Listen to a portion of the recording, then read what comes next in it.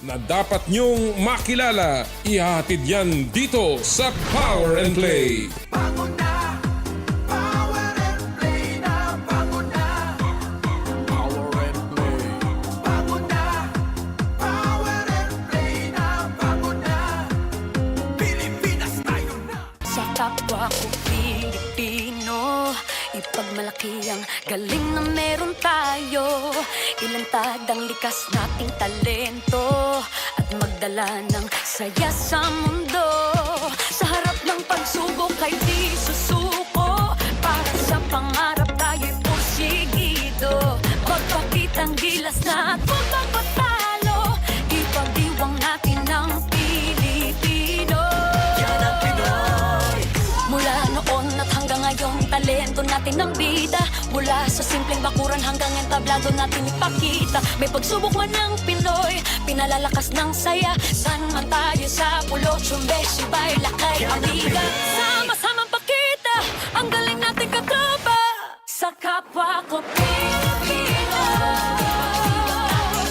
Pilipino. Yan ang Pinoy.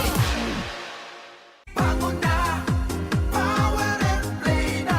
Pagod na, Power and Play. Pagod na, Power and halina't makinig, talakayin natin ang larong gusto mo. Pag-usapan natin, ibida ang hilig ng bawat Pilipino na merong taglay na galing. Pagod na, Power and Play na. Pagod na, Power and Play. Pagod na, Power and Play na. Pagod na, Pilipinas tayo na. Pagod na, Power and Play na. Pagod na, Pagod na, Power and Play na. Pagod na. Philippines, the win is over! The gold is yours! Finally, Diaz! Serena Bolden gets the first goal for the Philippines in the FIFA Women's World Cup. Power and Play with Noli Iyala. Power and Play is presented by Cherry Loom, ang yerong may aluminum. Cherry Tigo, there's more to our cars. Joyride, Power and ang Play bagong with pasundot. Noli Iyala. Power and Play. Magandang umaga po sa inyo lahat mga kapatid. Nagbabalik po ang Power and Play dito sa TV5 Media Center, ang aming pong 1PH Studios. Ako po si Noli Iyala at ako po'y tuwan-tuwa na muling makasama kayong lahat. Well, at Tale of Two Championships, ang alamat po ng dalawang kampyonato. Makulay, makasaysayan, makahulugan. Yan po ang ating pag-uusapan ngayong umaga. Kaya gising na ba kayo? Bangon na! Power and Play na mga kapatid. Ako again, binabati po natin lahat ng ating mga giliw na mga suki at mga tagapanood sa buong Pilipinas. Magandang umaga po sa inyo lahat. Sa mga umuwi po sa kanilang mga tahanan o di kayo papasok sa kanilang mga tanggapan, sa loob ng kanilang mga sasakyan. Magandang umaga po ha. Ingat-ingat po sa pagmamaneho ha. Ngayon pala nag-uulan na ha. At madalas na ang malakas na bugso ng ulan. Although talagang meron pa rin kainitan na. Pero ingat po tayo sa mga naglalakbay ha.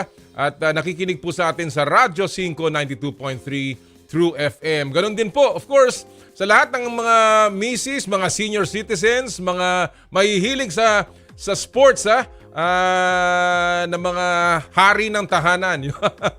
Yung pong mga ama na talaga namang nakatutok po sa atin habang nag-i-exercise o di kaya nag-aayos lamang sa kanilang mga tahanan at nanonood po sa 1PH on Signal TV at yung mga manonood po sa delayed telecast on free-to-air TV RP TV Channel 9. And of course, good morning, good afternoon, and good evening sa lahat po ng nanonood naman worldwide sa Facebook Live coverage ng Power and Play, sa ating pong 1PH Radyo 5, and of course, Power and Play Facebook live stream. Kamusta po kayong lahat? Ako'y tuwan-tuwa na nandito na po muli ako. Ha? Alam nyo, after that long trip in Chicago and Boston, I'd like to say thank you so much sa lahat po ng mga nakita natin at kahit paano ay nakausap po natin na nanonood ng Power and Play even back there.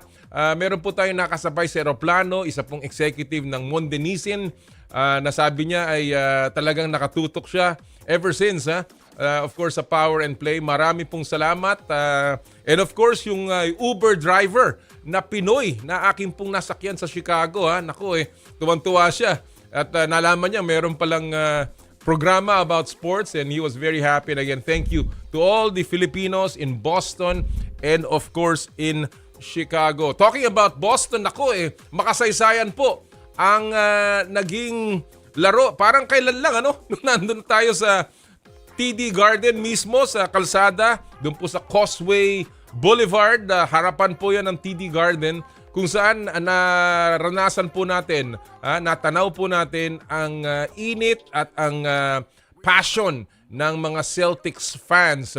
Watch party lamang po yan. Hindi ako umabot sa game number 5, pero doon pa lang sa watch party, pambihira na. Well, of course, nagkampiyon po ang Boston after a long wait. Ilang taon yan? 16 years na paghihintay mula sa kanilang huling kampyonato and just a dominant performance by the Boston Celtics.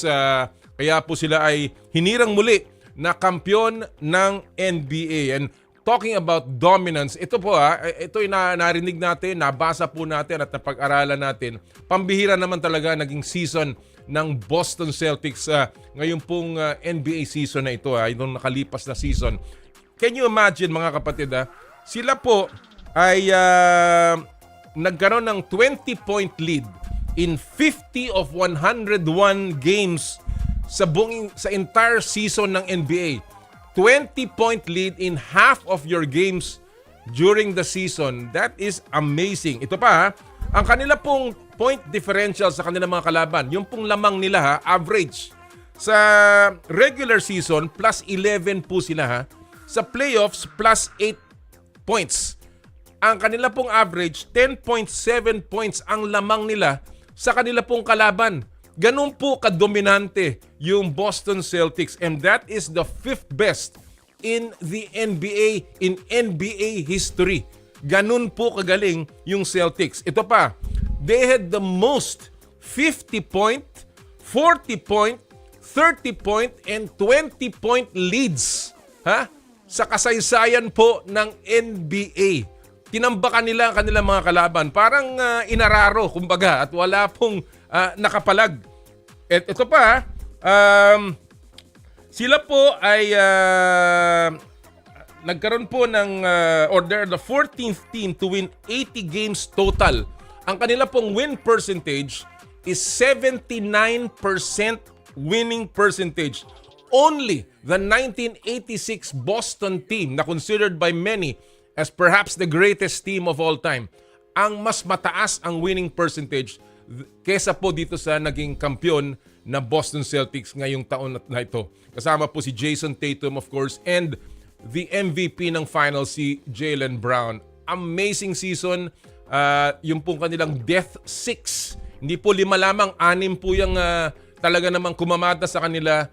Is probably the best starting unit of all of basketball at kanila pong pinatunayan sa pamamagitan ng kanilang pagiging kampiyon muli, their 18th title, the most of any team, any franchise sa NBA.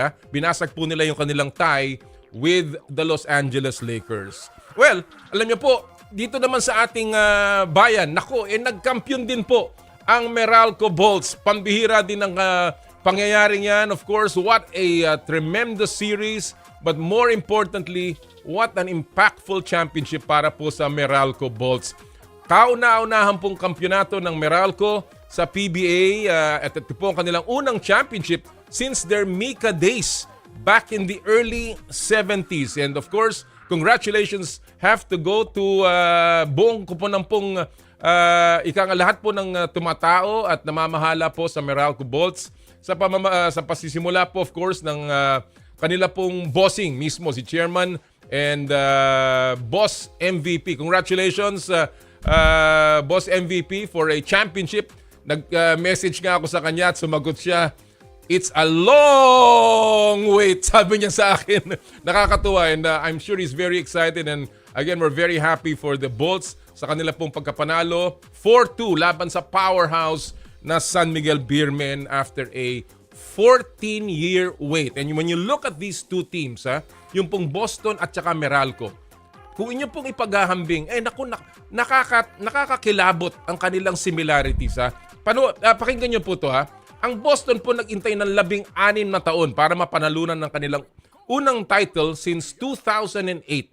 Ang Meralco naman po, 14 na taong naghintay bago panalunan ng kanilang unang title sa franchise history. Pangalawa, yung pong coach ng Boston na si Joe Mazzulla, interim coach po yan in 2022, 2 taon pa lamang at naging head coach po siya first full year nito pong last year, 23 to 24 season. Si Luigi Trillo, mga kapatid, interim coach din in 2022 ng Meralco at naging full coach only in May of 2023. Hindi ba nakakakilabot yan, mga kapatid? Ito pa. And these two teams, hindi po nagmadali. They built their team. Binuo po nilang kanilang koponan ng dahan-dahan, slowly, pasensyoso po. Ito pakinggan niyo po mabilis lamang ito.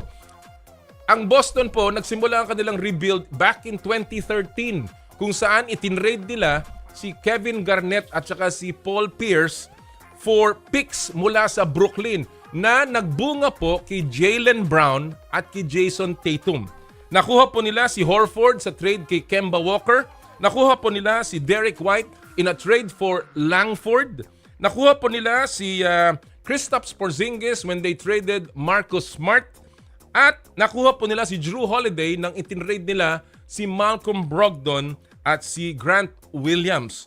And of course, they resigned all of these players including Jaylen Brown, mga kapatid. At pinagtsagaan nila yung kanilang 2 superstars. Tingnan nyo po ang Meralco Dinraft nila si Cliff Hodge back in 2012. Dinraft nila si Anjo Karam in 2013 at si Chris Newsome noong pong 2015. Tapos, nag-trade po sila for Almasan in 2019, Maliksi in 2020 at nakuha po nila si Chris Banchero in 2020 in a free agency signing in 2021, I believe. Na-draft din po nila si Bong Quinto, si Aaron Black at si Brandon Bates. They built their team slowly, kaya po talaga namang ito pong kanilang kampyonato ay hango sa paghihirap at pagtsatsaga. Kaya naman po, mga kapatid, ito pong pagkakapanalo ng Meralco Bolts ay napakamalaking impact. At yan din po ang ating pag-uusapan ngayon sa ating pong paghimay. Kung ito ba hong pagkapanalo ng Meralco Bolts ay hudyat na ng pwedeng manalo ang bawat koponan sa PBA. Sa ating pong pag-uusapan sa What's the Score?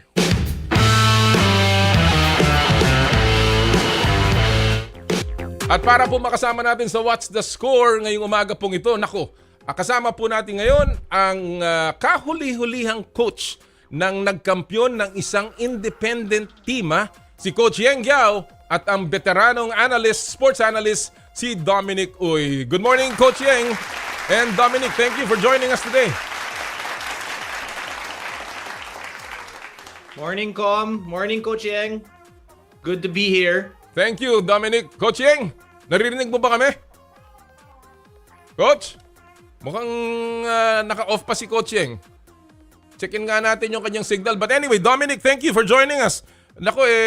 Unang-una, ikaw ba, Celtics fan ka? Celtics fan ka ba? Unfortunately, I was a Celtic fan before with Larry Bird. Now, Hindi na. But I'm sure you're still feeling it in your Celtics consciousness and what they did. Just an impactful championship para sa Boston Celtics, Dominic. Ang ganda. I mean, you look at how dominant they were. You look at how, and I like how they did it. Good morning, Kong. Pasensya na. Yun. Narinig ko kayo. Yun, Coach Yeng. Okay ka ba? Narinig mo na kami? Mukhang nagahang yung signal ni Coach, no? May lakad na naman si Coach, eh. Mukhang ito si Coach, parang tuwing araw-araw may lakad, eh. Parang may naayos na malaking Coach Yeng, kumusta ka? Mukhang hintayin natin kung gumanda yung signal ni Coach Yeng. But again, Dom, you were saying, how dominant that season was for Boston? How dominant they were, how they did it as a team. You look at how they rebuilt, parang they were patient. Diba? Even in your intro, diba? Since 2013, slowly building it up, getting the right pieces. Very important yun eh.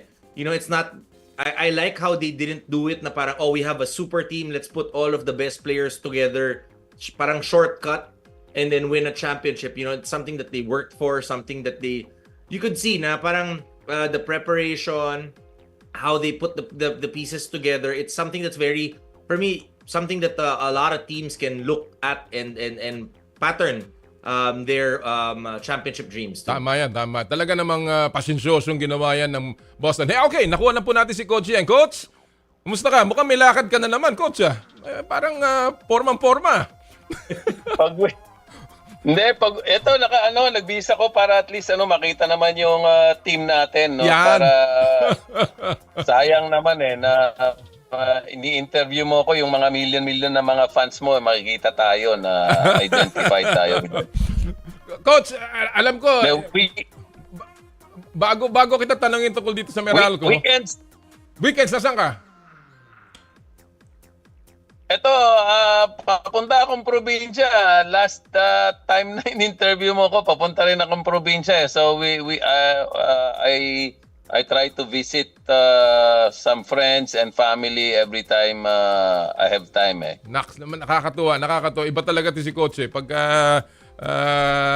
kailangan mo ng kaibigan at kasama si Coach Yeng nandyan. Coach, before I go to Meralco, bago natin puntahan ng Meralco, reaction mo lang doon sa pagkapanalo ng Boston. Alam mo, ang kuya ko, napakalaking Boston fan noon. Talaga namang sobrang tuwan-tuwa yun ngayon. Kaya, ikaw, ano ang takeaway mo doon sa championship ng Boston, Coach Yeng?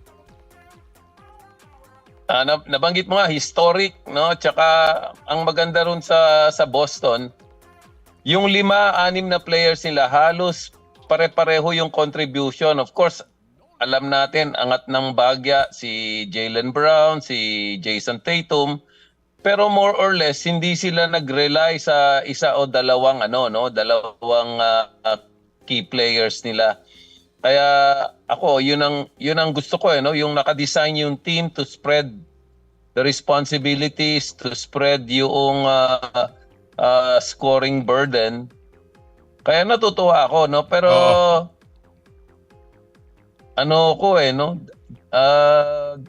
dalas ako dun sa series kaya lang natalo no?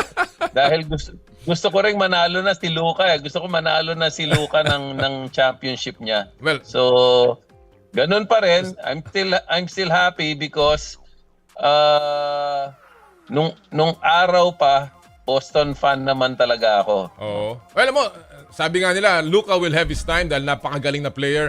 Maybe the top 2 player in the world. So, definitely he will have his time. But, kanina inihahambing ko, Coach and Dom, yung championship ng Boston with Meralco. And very, very, peculiar yung similarities ng kanilang pagkakampyonato as I mentioned kanina. No? From the weight to the coach, all the way to the way they built the team. I want to begin with you, Coach Yeng, kasi na-interview kita nga just before the series ng Meralco, and one of the key things na sinabi mo was, para manalo ang Meralco, they have to stop Junmar Fajardo. Of course, Junmar still had his points.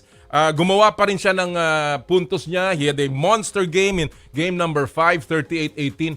Pero, nanalo pa rin ang Meralco. Ano bang ginawa ng Meralco, Coach, sa tingin mo, that they did so well para pigilin itong high-powered offense ng San Miguel? Well, yun na. Una, Junmar, at least, nung kalaban namin, and even in the elimination round, even early in the playoffs, high efficiency. If you give him touches at the low post within 8 or 10 feet of the basket, if you do not double team him, he's around 70% efficiency. So, yun ang unang problema mo with Junmar. Mataas yung efficiency niya, marunong siyang pumasa, he reads the defense even after the double team, he does not panic, no? Alam niya talagang hanapin kung sino yung cutter or sino yung spot up shooter nila, no? But Meralco did a good job making him play siguro out more uncomfortable, no? Binabangga nila si Junmar, tapos meron silang double team, the double team also comes from different angles and different sides. Tapos ang galing ng recovery nila kasi after a double team, your next problem is you have to recover quickly and you have to recover to the right person, no? So ang ganda ng recovery nila, they were able to recover right away. Kasi pag di ka naka-recover, 3-point shot yan eh. O kaya cutter yan eh. 3-point shot yan ni Marcio. O kaya cutter sina CJ, no? Sina Don, sina Jericho. And their last option would be an isolation play with sina Terence or pwede rin sina CJ.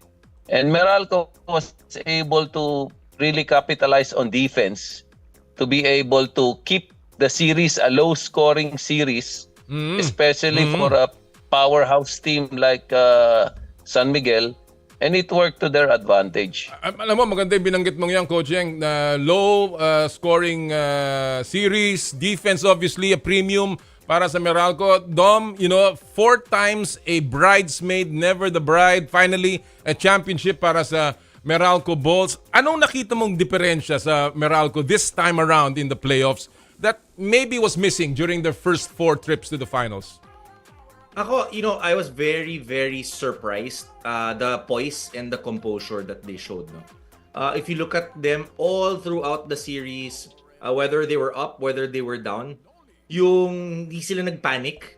They were laser focused. I mean, even if you look at game number 6, when they were up 3 points, and then when Junmar made the 3-point shot, kita mo hindi pa rin sila nagpanic. Parang they were just focusing on play after play after play. And then yung after the shot of Newsome in the corner, yung game winner, kita mo there were certain players, maybe the ones from the bench na parang, oy, ito na, we're gonna win. But look at Newsome, look at Hodge, parang alam nila there's still time. We're not going to celebrate till the final buzzer sound. So I think that focus, that poise was definitely right there.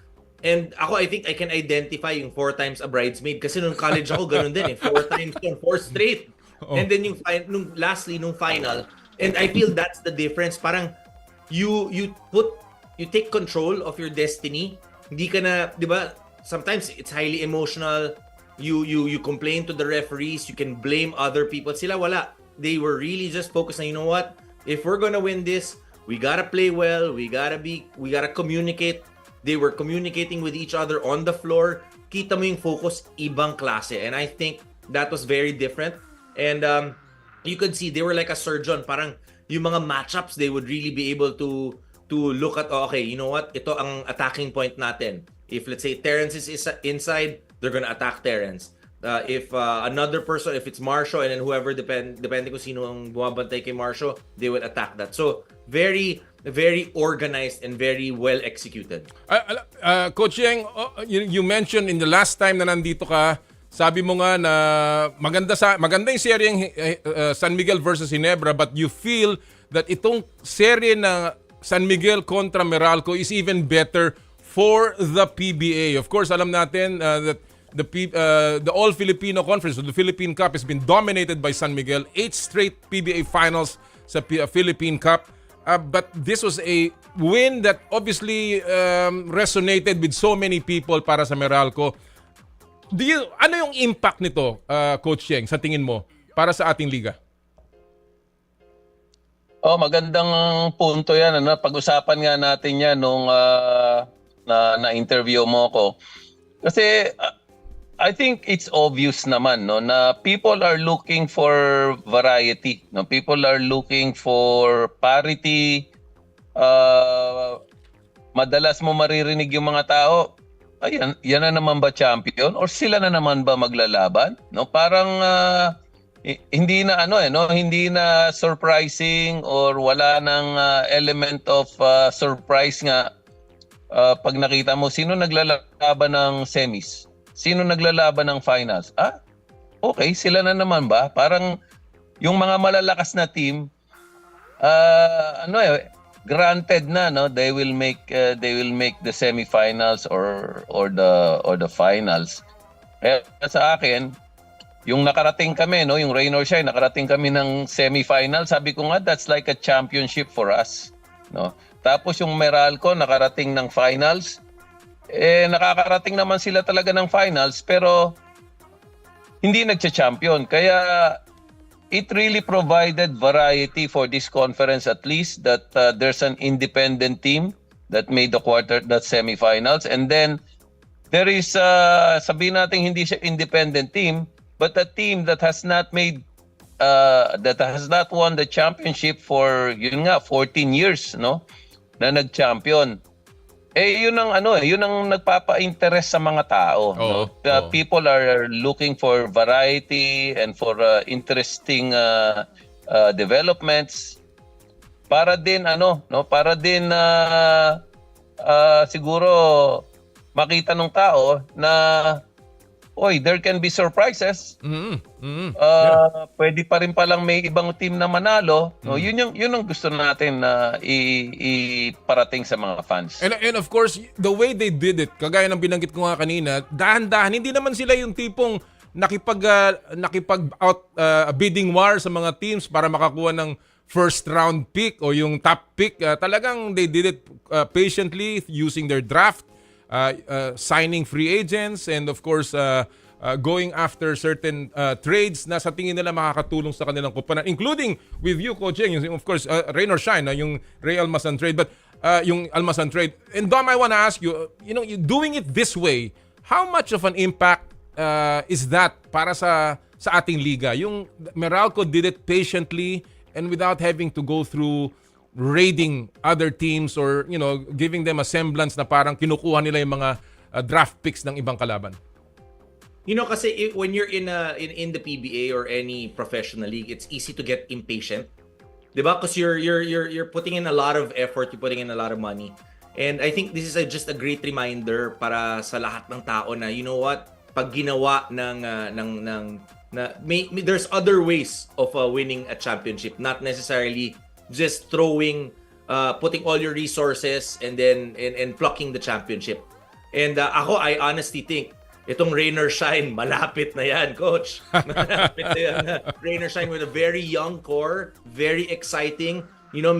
Maybe within the next year or two, itong rain or shine will be able to at least make it to the finals, but a championship is in the horizon para sa akin. I do not doubt that at all. Alam naman natin ang record ni Coach Yeng wherever he goes, and as long as he gets full support from management, natatransform ni Coach. In fact, yung mga player niya nga ang nire-raid. Karamihan ng mga player na mga malalakas galing kay Coach Yeng. And talking about that, Coach Yeng, when you look at all the things na ginawa ng Meralco, they drafted Hodge, they drafted Newsam, they drafted Karam, they traded for Almasan, Maliksi, etc. etc. Ano sa tingin mo, during this 14-year span, ang naging key acquisition that led finally to the mountaintop para sa Meralco Bolts, Coach Yeng? Ayun, tama yung sinasabi ni Dominic, no, na you have to exercise patience. No, hindi sila yung hindi tayo nag-champion. So palit tayo ng player or kunin natin si ganyan, no? And they have the resources actually, no.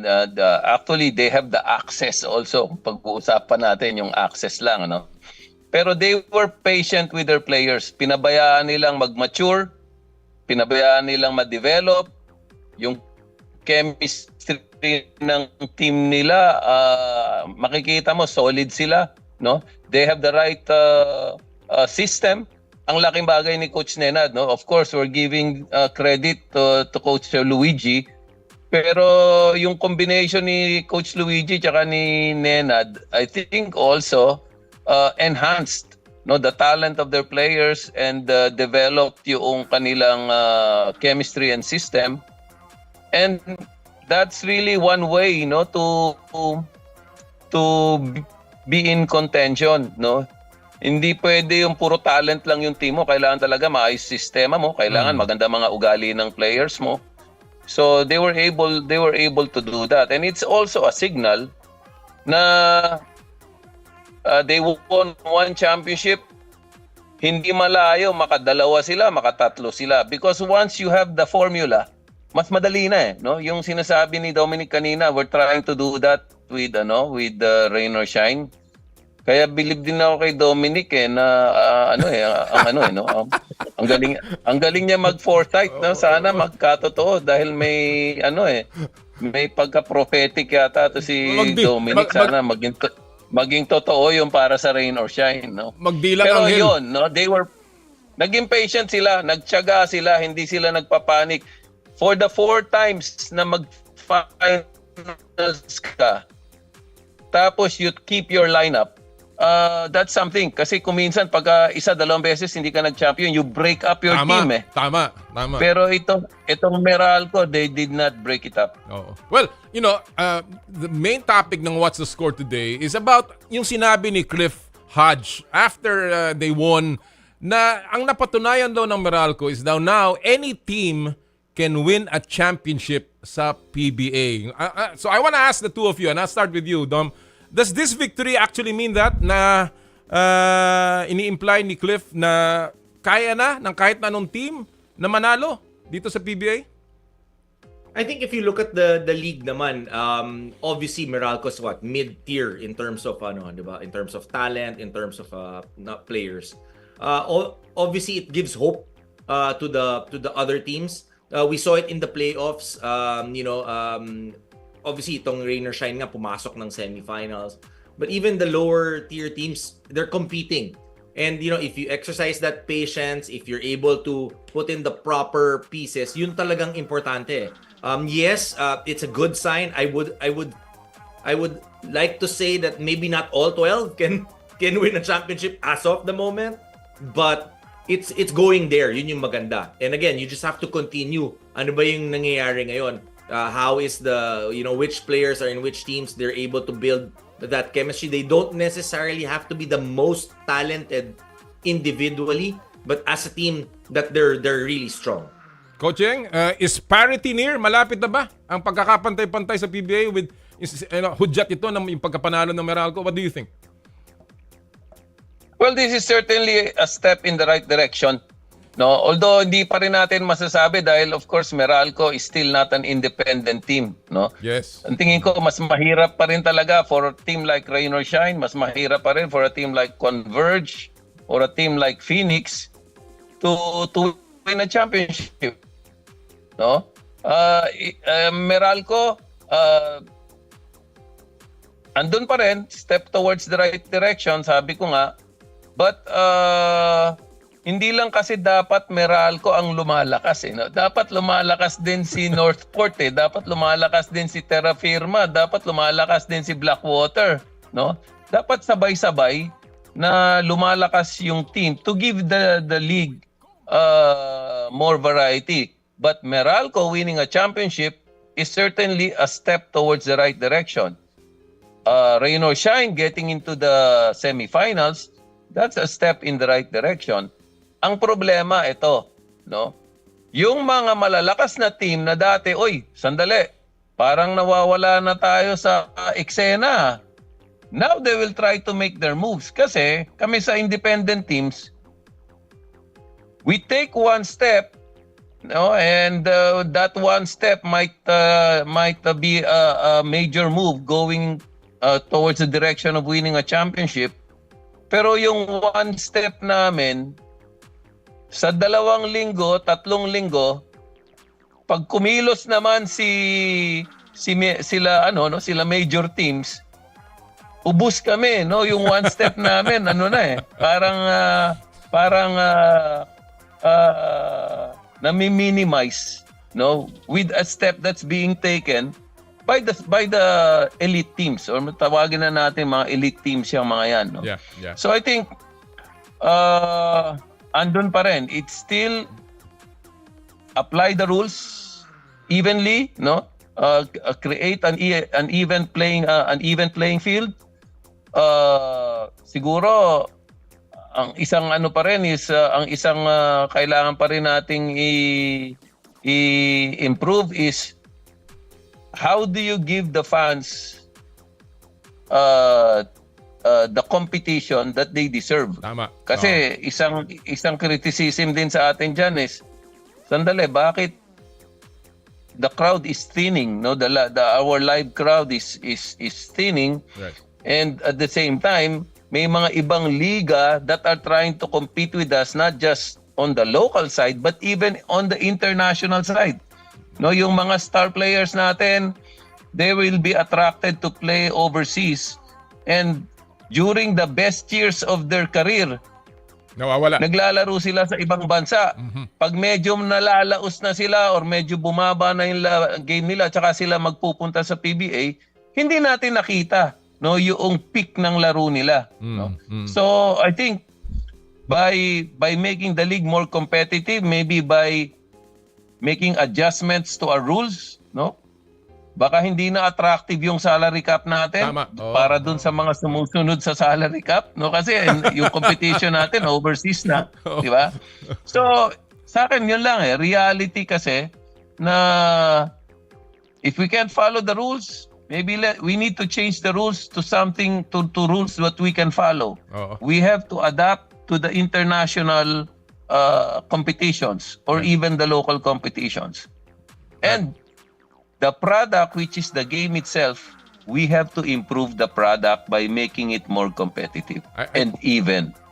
I cannot agree more, of course, Dom, with what you said, and of course, Coach Yeng, ang lahat ng mga napuna mo, obviously this is for another discussion, lahat ng dapat gawin ng PBA, but this victory of Meralco, as Dom said, as you mentioned, Coach Yeng, is a step in the right direction, but we've got to pump the brakes a little bit in terms of the parity dahil sa tingin ko, as Coach Yeng said, medyo hindi pa. Of course, Dom already mentioned this, hindi naman lahat, but at least we are getting there and hopefully masustain itong naging momentum ng pagkapanalo ng Meralco. Coach Yeng, Dom, thank you so much for joining us this morning. Ingat sa weekend, enjoy it. And of course, ngayong wala ng basketball muna, chismisan muna tayo. Marami tayong pag-uusapan in the next few weeks. Thank you so much for joining us today. Thank you, Ren. Thank you, Com. Thank you, Coach. Good luck. Mga Thank you, kaibigan, Dominic. Coach Yeng Giao ng Rain or Shine, and of course, Dominic Huy sa ating pong What's the Score? As I mentioned, my take here is, winning with patience. That is very important. At yan ang pinakita ng Meralco. You do not need to ibuhos lahat para manalo. They built their team slowly, just like the Boston Celtics. With the right players and the right coach, yung powerhouse teams can be beaten. They can be shaken up.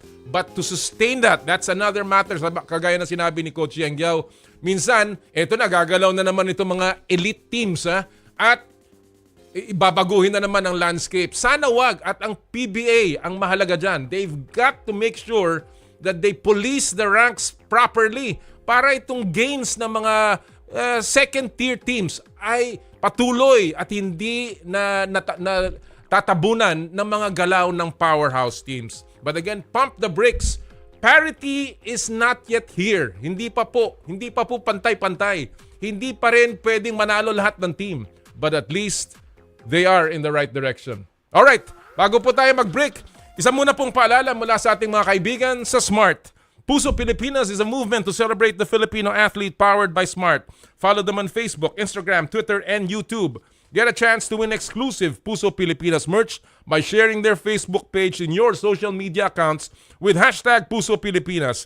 The Giga Life app is the latest mobile app from Smart that lets you discover and enjoy your passions with the different Giga promos. It can be downloaded and used by Smart Postpaid, Smart Prepaid, Bro Prepaid, and TNT subscribers via the Apple or Google Play Store. What can the Giga Life app do for me? Check your balance. Monitor your current subscription. Top up using debit credit card. Subscribe to the latest Giga promos. Monitor your data consumption. Auto-detect your mobile number when you are connected to Smart Network. One-tap subscription to the most popular offer, Giga Video 99. And of course, Power and Play is powered by Smart. Live more today! Thank you. Sa amin pong pagbabalik, medyo, preno ng konti. we'll have our Cash Your Bash at mamaya po live ang Meralco Bolts sa inyo pong Power and Play. Hatid sa inyo ng Cherry Loom, Cherry Tigo at ng Joyride. Ang oras po natin, 8:42 ng umaga. This time check is brought to you by M2T Drinks with malunggay, okra and luya. Drink your gulay and fuel up on energy with M2T Drinks.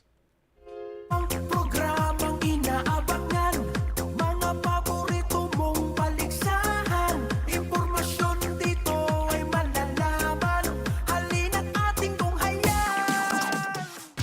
I dare to dream big. To be a voice of my generation. To inspire resilience in the face of roadblocks. And in sharing my stories, I let others share in my passion.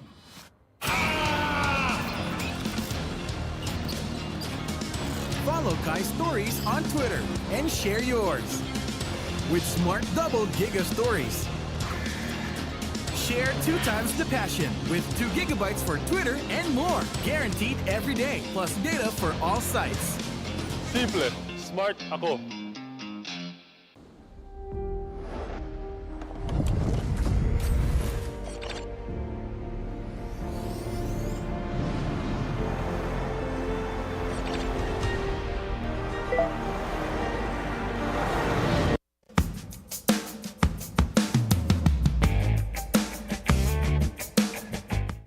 Ito ang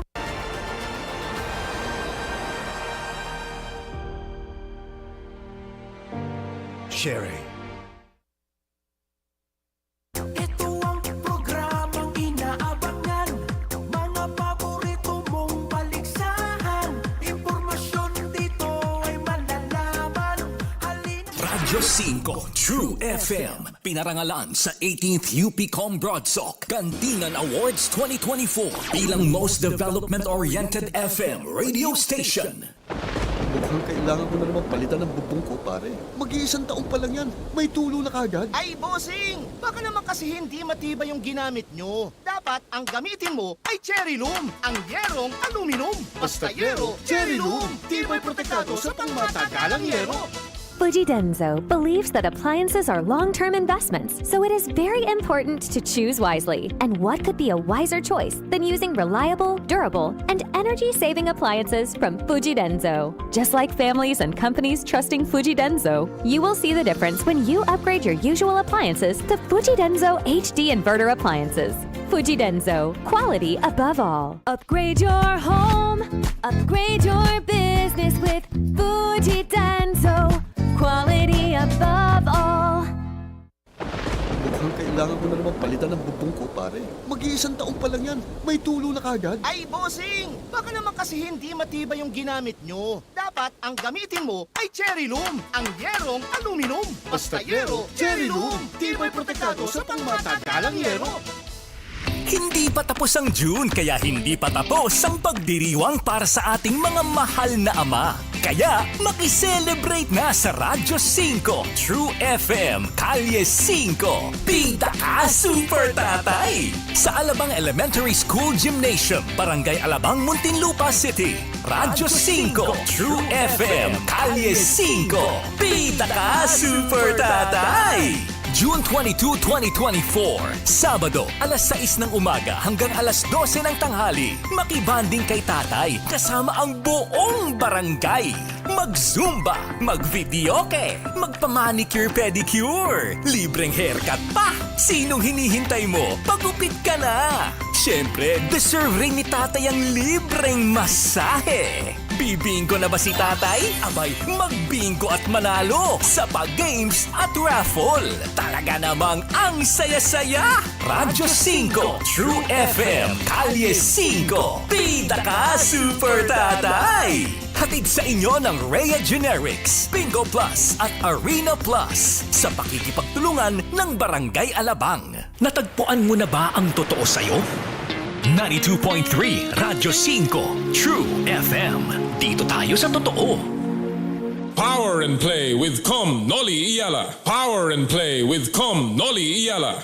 halina't makinig, talakayin natin ang laro. Gusto mo pag-usapan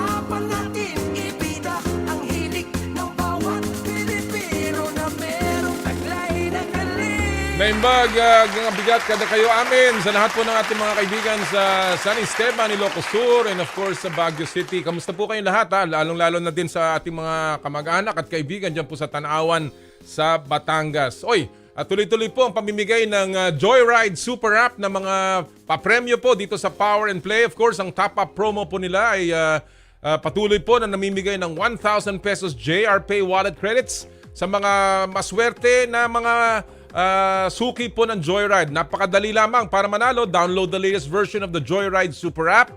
Kuhanan ng screenshot ng inyong app's home screen kasama ng inyong account name.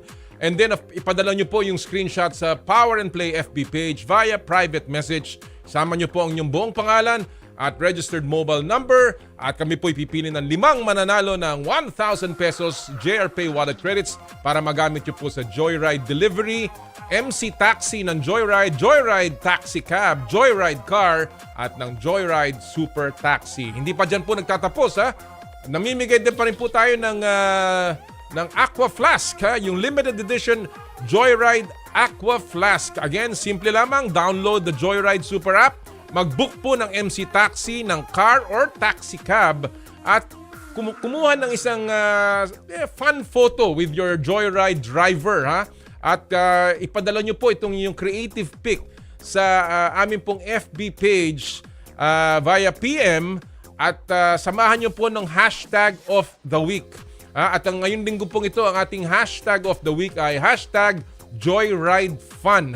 Sama nyo po yan at kami po ipipili ng mananalo ng Joyride Limited Edition Aqua Flask. Again, maraming salamat sa magigiting na mga men and women ng Joyride Super App. Alright, we're just about ready to go with our next segment. Ito po yung masayang Cash or Bash.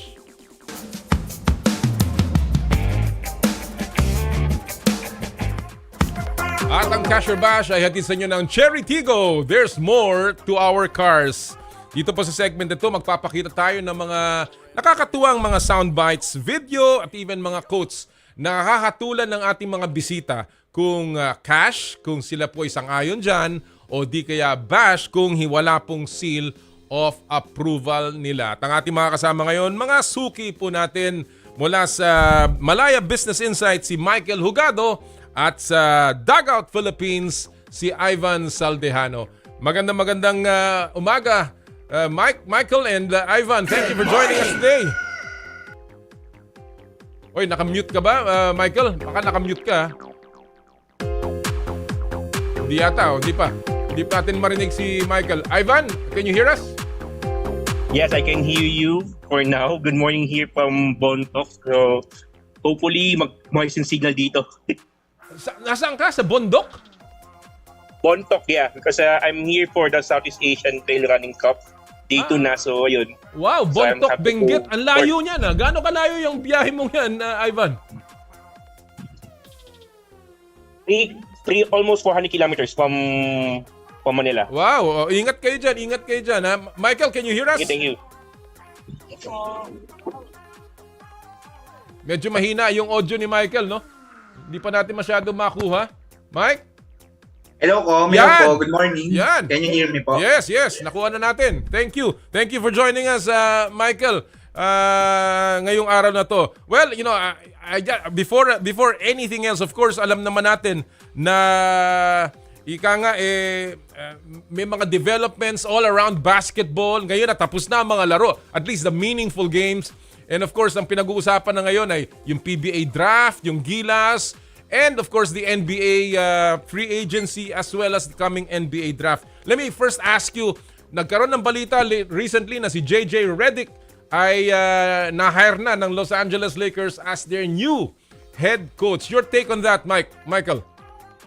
As a Lakers fan, medyo kumbaga the jury is still out kasi JJ Redick medyo when it comes to coaching, bago pa, kumbaga, di pa natin alam, pero let's hope for the best. Ganun naman lagi, kumbaga may nabasa nga ako last night kung tumatagal na Lakers coach after Phil Jackson. So, yun yung medyo talagang challenge. Oo. Diba? So, kahit sino naman siguro ng coach, handling LeBron and AD, medyo mahirapan. mahirap talaga. Oo. Tama yan. Pero, Tama yun yan. nga, kailangan tayo, positive na lang sa magiging results. Well, sabi nga nila, dahil wala ngang karanasan si JJ, that might be a disadvantage. But hindi natin alam. Alam mo, marami na ring coaches in the past na walang karanasan, direkta. And one of them, of course, si Pat Riley, who came from a broadcast booth and became a legend in coaching. Another one is Tim Cohn. Si Tim Cohn, alam naman natin yan, also broke into the scene because of broadcasting. He never coached a collegiate team, and yet he is the winningest coach sa PBA. So hindi natin alam ang magiging tadhana ni JJ Redick sa Los Angeles Lakers, at abangan na lamang natin yan. Ivan, another development of course is ang Gilas Pilipinas natin ay nagsisimula na mag-training, and they will have a tune-up game on Monday. Your expectations, should we temper ang ating expectations as they go to Latvia? Ivan? Siguro for me, ang concern right now is kung sino ipapalit kay Scotty, because kahapon nga nireport na he's out for the window. So for now, wala silang primary point guard for Gilas. So dami nagsasabi na baka si Pukoy kasi nagpakita ko sa practice, pero yun nga, parang I'm gonna temper my expectations for now. Although I'm looking forward to that Monday matchup against the Taiwan Mustangs. Kai Soto and Junmar versus Sam Deguara, and sana magpakita Dwight Howard and Boogie Cousins. Wow, ang ganda niya. Kaya nga maraming nag-aabang yan. Ako, gusto ko mapanood din yan. Gusto ko rin mapanood yan. And let's see. At sana nga of course, ang Latvia, I understand na si Kristaps Porzingis will not play dahil magpapa-opera siya. So that's a window right there. Hindi natin sinasabing kaya natin yan, but siguradong mananalo. But of course, yung effort and of course the opportunity, bihira yan. So let's hopefully grab it while we can. Gentlemen, alam nyo na ang drill dito sa Cash or Bash. Walang tama, walang mali. Ang inyong opinion lamang ang mahalaga. And of course, bato-bato sa langit. Tamaan, huwag magagalit. We will show you some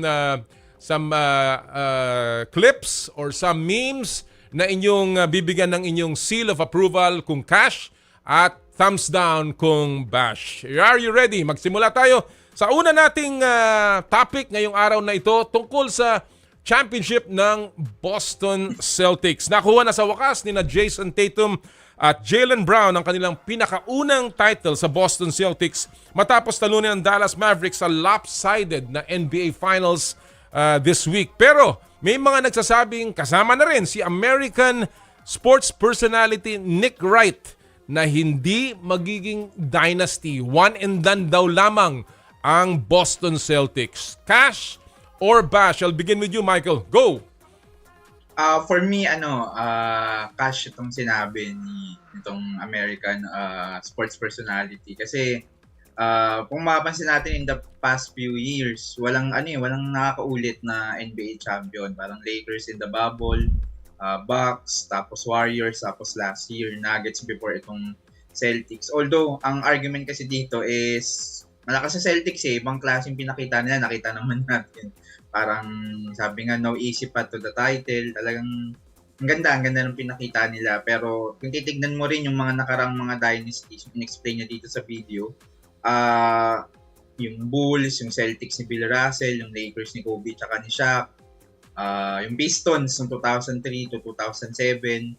Yun dynasty within a dynasty kasi yung Lakers din nung era na yun. Tapos yung Warriors, of course, lately.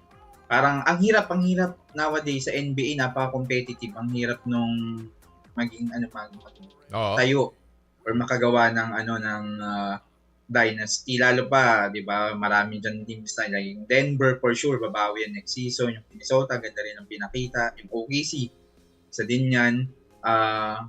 Yun lang nakikita ko, mukhang tama siya na cash to, na likely one and done yung dynasty ng Celtics. One and done yung nila, yung championship nila. Pero again, ang galing kasi yung Jaylen Brown, lalo pinabilip ako ng Jaylen Brown nila sa NBA Finals. Parang perfect perfect pair for Jason Tatum. Tapos yung acquisition nila kay Holiday, ang ganda rin nung nangyari. Tsaka yung kumbaga, yung right pieces nandun eh. Oo. Mga pyesa na kailangan nila para to get over that hump na Alright. parang 2008 pa yung last championship. So, cash para sa kanya na one and done lamang ang Celtics. Ivan, your take. Cash or bash? One and done lang daw ang Boston Celtics. Ivan? Ivan? Mukhang busy si Ivan ha. Ivan? Hindi tayo nakukuha ng audio niya. Hindi mukhang nagkakaproblema. Again, nasa Bontok Benguet po si Ivan Saldejano. Let's see kung makukuha pa natin ulit siya. Ivan? Mukhang nawala yung signal niya. But anyway, sige, let's go and go to our second issue or matter of the morning sa ating Cash or Bash. Ito ay patungkol sa huling kampyonato ng Meralco Bulls kung saan finally nag-champion sila at finally nag-finals MVP si Chris Newsome na siya ring gumawa ng pinakamalaking basket para sa Meralco Bulls in Game 6. That turnaround shot to win it para sa Bulls. So ang ating pong tanong, first title at first finals MVP ang nakuha ni Chris Newsome. Siya na ba ang most clutch player ngayon sa PBA? Cash or bash, Michael? Go! For me, cash, definitely, without a shadow of doubt. Ang ganda ng pinakita ni Chris Newsome nung last PBA Finals nga na yung nga he helped Meralco win its first PBA title. Nag-evolve siya eh. I was able to cover him when he was still playing for Ateneo in the UAAP.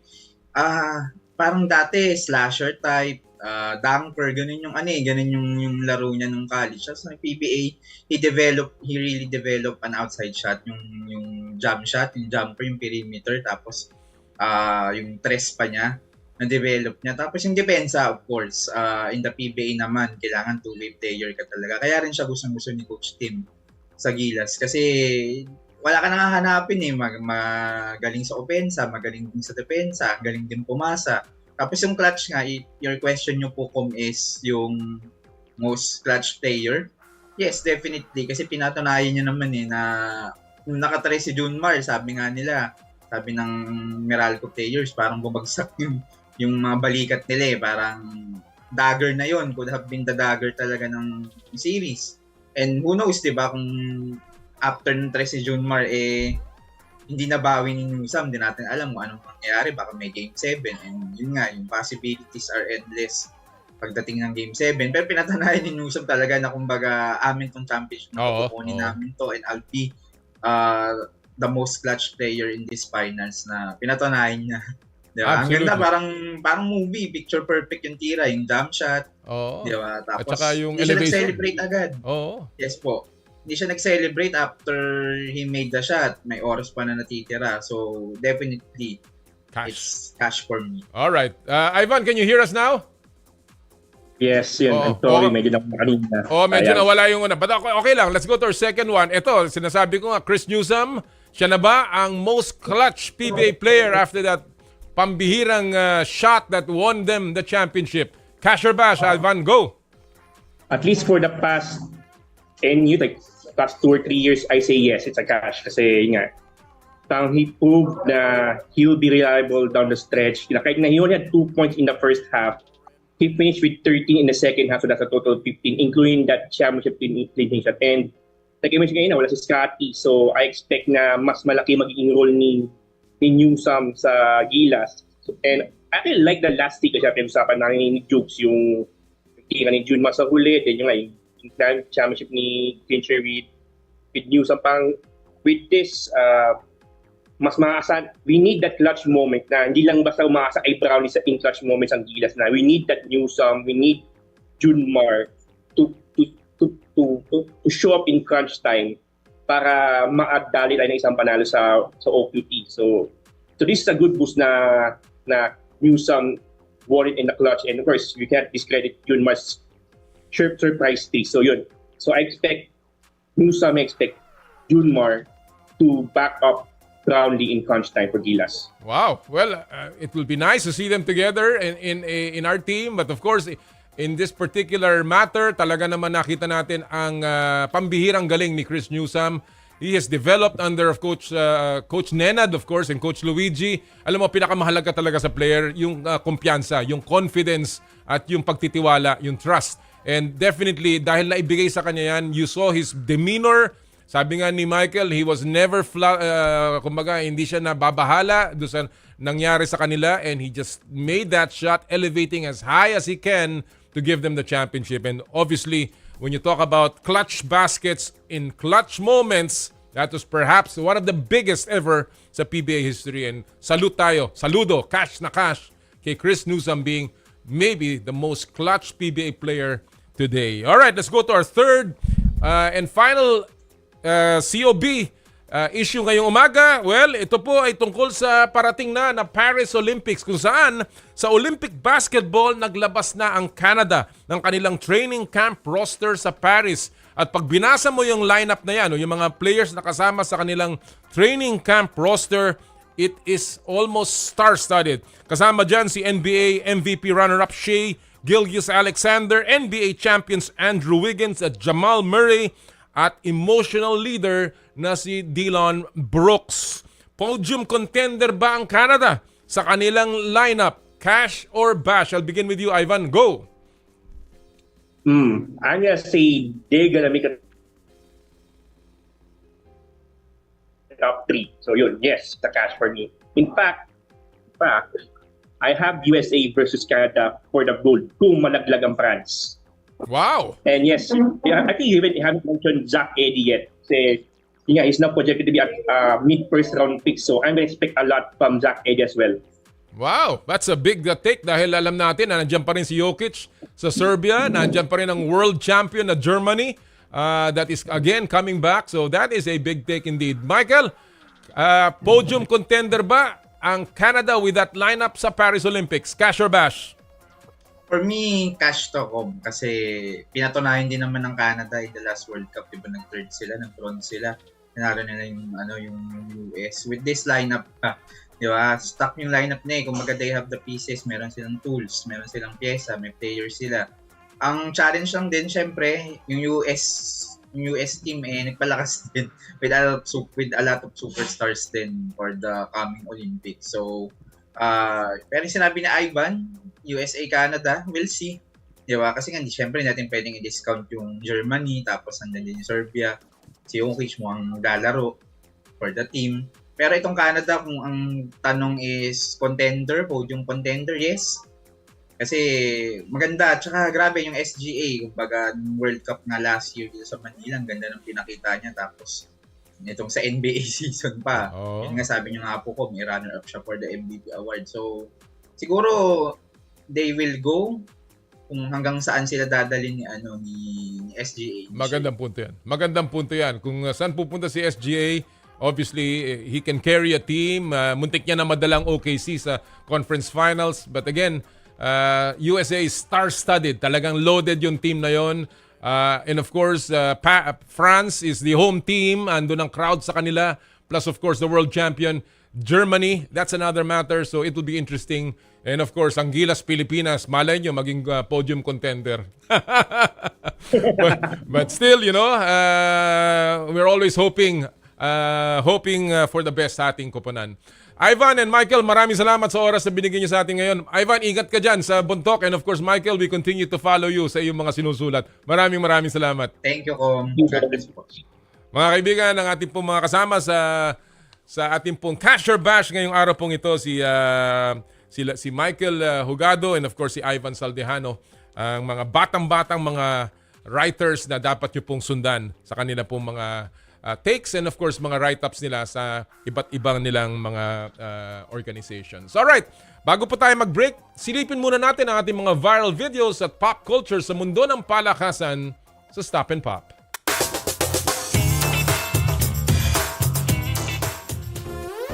Ang title po ng video natin ngayong umaga, maganda to kasi kababalik ko lang dito sa Pilipinas ulit. Kaya ito, magandang title ito. Only in the Philippines. Only in the Pinas, ika nga. Ha? Ito po, panoorin nyo po yung ating video. Ito po ay tungkol sa marathon. Ha? May marathon na ginagawa dyan, o yung pagtakbo.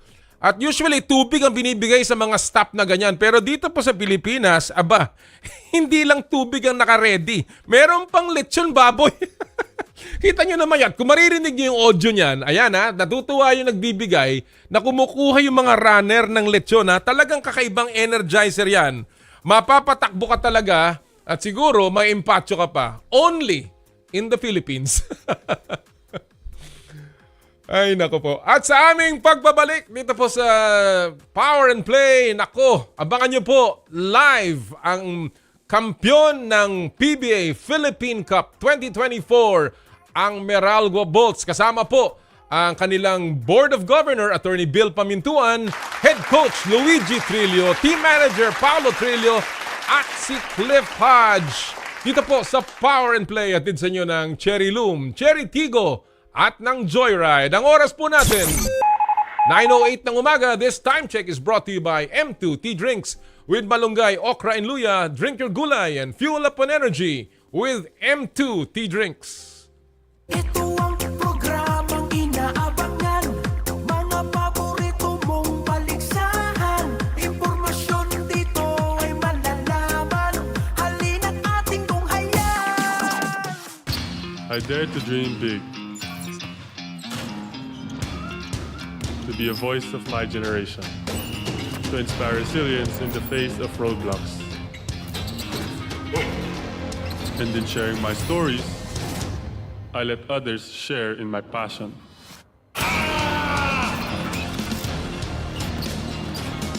Follow Kai Stories on Twitter and share yours. With Smart Double Giga Stories. Share 2 times the passion with 2 gigabytes for Twitter and more. Guaranteed every day, plus data for all sites. Simple, smart ako.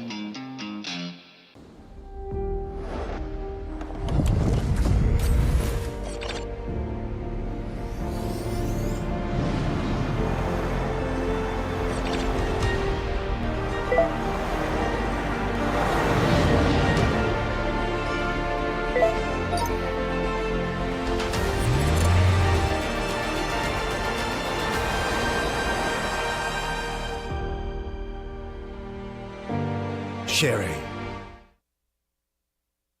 Ito ang programang inaabangan, mga paborito mong paligsahan. Impormasyon dito ay malalaman. Nangunguna bilang news, public service at entertainment radio station sa Mega Manila. Radyo 5, True FM. Mukhang kailangan ko na naman palitan ng bubong ko, pare. Mag-iisang taong pa lang yan. May tulo na kagad. Ay, bossing! Baka naman kasi hindi matibay yung ginamit nyo. Dapat ang gamitin mo ay Cherry Loom, ang yerong aluminum. Basta yero, Cherry Loom. Tibay protektado sa pangmatagalang yero. Prepare delightful dishes every time with Technogas Technique appliances. Experience excellent cooking results with Technogas Technique's premium selection of cooking ranges, range hoods, built-in hobs, ovens, and kitchen appliances. Technogas Technique combines elegance, functionality, safety, and durability to enhance your skills and passion for cooking. Make Technogas Technique your cooking partner and fill your kitchen with appliances made to last. That's the Technogas Technique. True to life ba? Welcome home. Welcome home? Welcome home? Hindi ako nagsabing uuwi ako para sorpresahin kayo. Iyon pala. Ako ang masusurpresa. Hindi niyo kailangan bilugin ang ulo ko at pakainin ako ng mga kasinungalingan. Dahil narinig ko ang lahat. Sana Lord, Lunes hanggang Biyernes, alas 10 ng umaga hanggang alas 12 ng tanghali. Sa Radyo 5, True FM. Mukhang kailangan ko na naman palitan ng bubong ko, pare. Mag-iisang taong pa lang yan. May tulo na kagad. Ay, bossing! Baka naman kasi hindi matibay yung ginamit nyo. Dapat ang gamitin mo ay Cherry Loom, ang yerong aluminum. Basta yero, Cherry Loom. Tibay protektado sa pangmatagalang yero.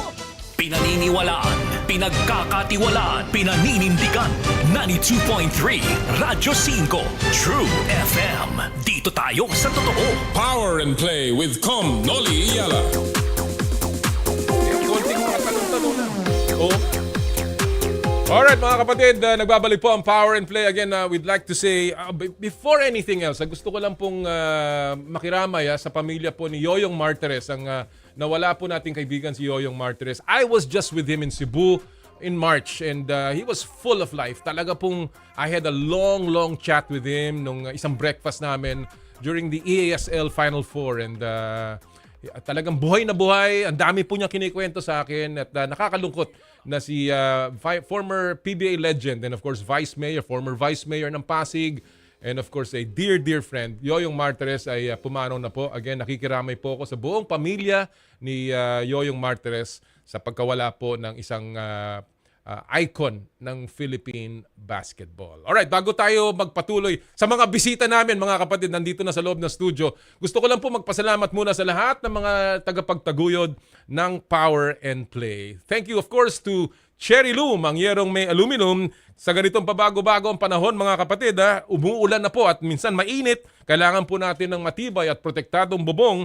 Dapat ang bubong ay yerong may aluminum kapag may aluminum tsak na pang matagalan. At isa lang ang alam kong dekalidad na yerong may aluminum, yan ang Cherry Loom. Tibay protektado sa pang matagalang yero. Cherry Loom, ang yerong may aluminum. Thank you! Cherry Tigo 7 Pro Hybrid. Easy on the fuel, stylish and with advanced functionality features. This is the Cherry Tigo 7 Pro Hybrid, equipped with a panoramic sunroof, power tailgate, wireless mobile phone charging, and a 360-degree around view monitor, plus a 48-volt mild hybrid system that lets you drive with ease and optimal fuel and consumption. Perfect for work, road trips, or other personal journeys. If you're looking for a classy car that boasts new technologies and fuel efficiency at the right price, look no further. Enter the new era of green mobility the practical way with a Cherry Tigo 7 Pro Hybrid. Visit www.cherryauto.ph for more information or test drive at any Cherry dealership near you. Thank you! Joyride, ang inyong bagong kasundo. Super excited na kami sa pinakabagong super serbisyo na Joyride Super App. Ito ang aming Joyride Super Taxi. Maganda at bagong sasakyan, super luwag pa ng trunk space para sa inyong kagamitan. Full-time at professional na mga drivers. Pwede parahin at pwede ring i-book sa app. At higit sa lahat, walang dagdag presyo at dimetro ang pamasahe. Isa na namang handog ng Joyride Super App para sa mga super sipag na mananakay na Pilipino. Super serbisyo ng Dimetrong kasundo. Yan ang taxi. Yan ang Joyride Super Taxi. Available na sa aming app at sa Metro Manila. Thank you! 717 Deli, serving quality classic premium sandwiches. Treat yourself to a feel-good meal today, located at 3rd floor, 53 Connecticut Street, Green Hills, San Juan. 717 Deli. Keep you smiling with every bite. Thank you! Skin, your face and body anti-aging center with branches at Alabang Town Center and Green Hills, San Juan. For your skin assessment and treatment schedule, please call 0917-890-1640 or 0977-809-8886. Thank you! M2T Drinks with Malunggay, Okra, and Luya. Drink your gulay and fuel up on energy with M2T Drink with Malunggay, Okra, and Luya, your natural source of electrolytes. Thank you! Smart, live more today. Thank you! And Rudy Project, get ready for a game-changing partnership. We proudly welcome Rudy Project, your go-to for premium sports eyewear and gear. Elevate your performance and style with Rudy Project. Tune in for exclusive offers and updates only here on Power and Play.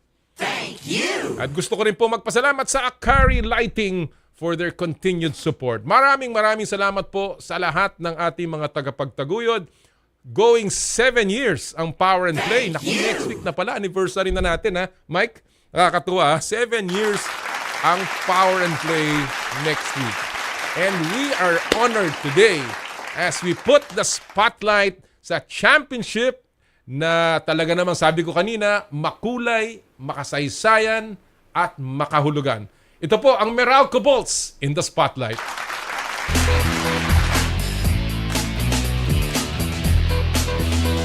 And we are very lucky to have with us in the studio, no less, ang ating pong mga kaibigan from the champion, the triumphant Meralco Bolts ng Philippine Cup. Kasama po natin the Governor of Meralco Bolts, Attorney Bill Pamintuan. Good morning, Bill. Thank you for joining us this morning. Thank you po. Magandang umaga po sa inyong lahat. We're very happy to be here. their team manager, Paolo Trillo. Tom, thank you for having us. Thank you so much. Their head coach, of course, Luigi Trillo, coach. Tom, nice to see you. We were just having a chat before the finals. I know. Talaga naman kaya nakakatuwa. And of course, the veteran and now a champion, Cliff Hodge. Cliff. Yes. Finally, after 12 years. And, you know, I wanna, it's just so good to have a fresh champion in the midst ng PBA. Kanina nag-uusap kami nila, Coach Yang Yao, and the impact of this particular championship. And I wanna start with that, Attorney Bill. Just gaano kalaki itong significance nito para sa inyo, sa franchise ninyo, and of course para sa PBA? Well, for the Meralco franchise, very historic to, no, for us, no. It's our first championship after 14 years, no. It's a long wait. 14 years and 5 tries. This is our 5th try on the finals, and we're just so happy and glad that Cliff and the team made it. No? So, and we're happy for the fans also because we gave them hopefully a good series. And the fans did come out. And Attorney Bill, you know, I know for sure when in 2010 when the team was formed and Boss MVP started this team, I was actually still very much connected with the game and of course with the SBP, and MVP was very happy about this. But I'm sure he didn't expect that it would take 14 years before he won a championship for Meralco. Ano bang ginawang differently ng management? You know, after 4 bridesmaid finishes, what was different this time around, Attorney Bill? Well, credit to MVP, no, for the patience. Sabi mo nga, he had to wait 14 years, no, for us to be able to give him this championship. But I think it's really a credit to Coach Luigi, of course to Coach Nenad, no, and then kay Paolo also, no, for keeping the team together. I think it's a slow but sure build-up of the team over the years, and then the learning in the defeat that we suffered, no, in the 4 finals. It's a good but painful lesson to us, no. So all those events culminated finally with this championship. Alam mo, Pao, you've been there from the very start, and you saw the growing pains, obviously. A lot of it. And the pains talaga, hindi lang growing pains, talagang, you know, the heartbreaks. Dahil you made 4 finals, you obviously, you know, almost made it several times, and it was always against Barangay Ginebra. Laging ganon ang finals na nangyayari sa inyo. You know, how does it finally feel, before anything else, to finally get to the mountain? Yeah, well, grateful. No, I mean, we're grateful to have the opportunity to do it with a bunch of guys that we have.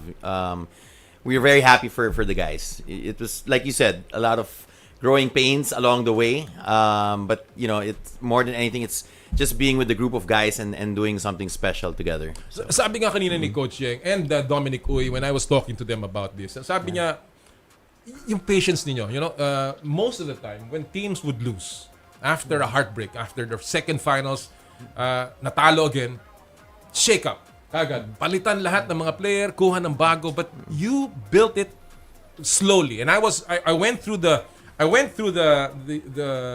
know, the things that you did throughout the years, no, drafting Cliff, of course, drafting Anjo Karam, drafting Newsam, Bong Quinto, Aaron Black, even Brandon Bates, and then of course trading for Almasan, trading for Maliksi, and signing up Chris Banquero. All of this was very patiently done. You know, what did it take, Pao, just to do that without having to panic? Was there a time na magpapanic na Meralco? Well, there were a lot of times, believe me.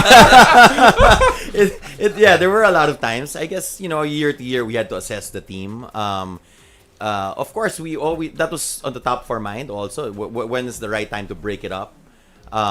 Because, you know, sometimes you go on and on, you try to see how you can build it in such a way that you'll be successful in the end. But but there was panic. But then again, you know, it would always reach a point where, is it worth it? Like, if let's say you're gonna break it up, you have to have something that's better than what you have, or you know, something that would be worth it. And we felt that even if that was on the top of our mind, it came to a point where we decided to go with still those guys for the year, and I guess it paid off.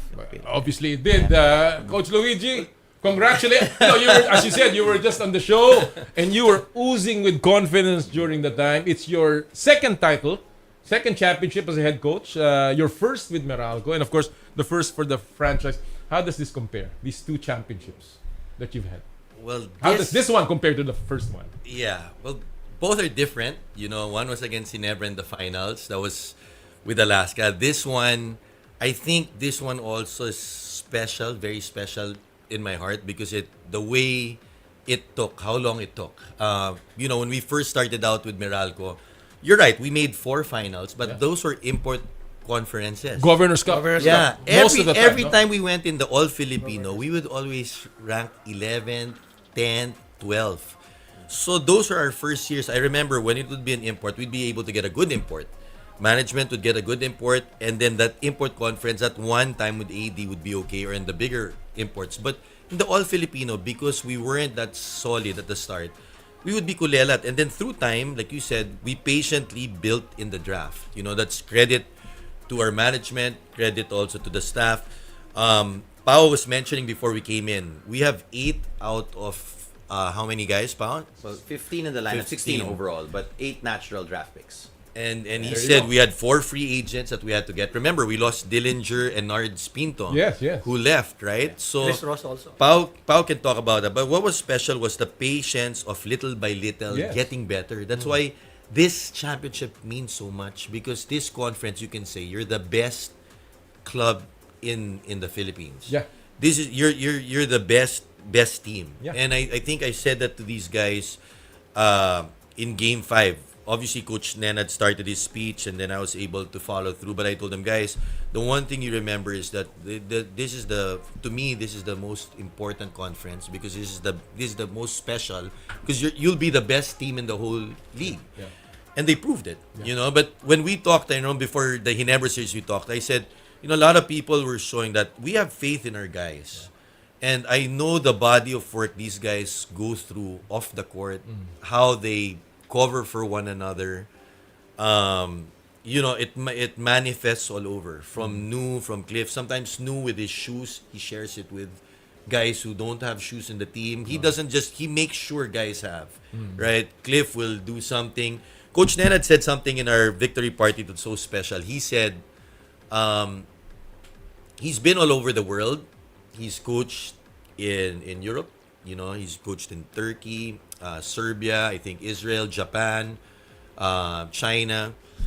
And he mentioned he's been with a lot of organizations. He said, Meralco, the way they run things, and he's been with us about 2 years, is the best ever. And that speaks highly of the guys all around. I mean, not only, you know, our players and our coaching staff, he said the most professional. So, led by attorney and Pao, I can say this and I'm proud. He said it on the mic. And I think when you have people like that and it's sound in what they say, it trickles down. So we're very proud of that. Well, you know, I'll go back to Coach Nenad later with Attorney Bill, but you know, Cliff, you have been there. You know, your entire PBA career. You were drafted by Meralco, and you have been.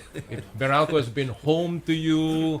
But of course, all of those near misses, all of those frustration in the past. How did you stay patient? And did you ever really, like, you know, as Pao said kanina, panic? Was there any time when, hey guys, we're not gonna get anywhere? Was there ever a time in your career? Honestly, like every time you don't win, it's a failure. So every time you lose a finals, you're like, man, is it gonna happen again? And then you get there again, and then you lose, and you're like, man, are we gonna get another chance? So then after that fourth one, I was like, can you come closer a little bit to the mic? Yeah, after the fourth one, I was like, man, that's 4 times, and we still didn't get it done. But yeah, I mean, management supported us and kept us all together. And this one just felt different when we got to the finals. I felt like we were more composed, we were more prepared. I felt like the guys were all at a certain point in their careers where they felt confident in their roles. And yeah, we just all banded together, and we finally got it done. You know, I want to ask that because very confident si Coach Luigi when I talked to him. Even in your interviews, everybody felt that, hey, it seems like they know what they're gonna do against San Miguel. Was that the feeling in management, Attorney Bin? Yes. We had that feeling. In fact, when we got to the semis after we over the hump with Ginebra, I was telling Luigi, kaya natin to. And during our press conference, I remember he said, lalaban po ang Meralco. That's what we told the audience when we had that.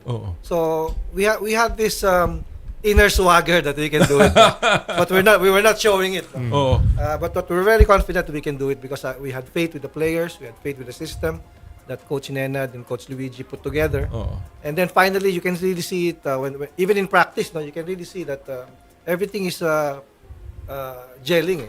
So How was the mechanics, Pao?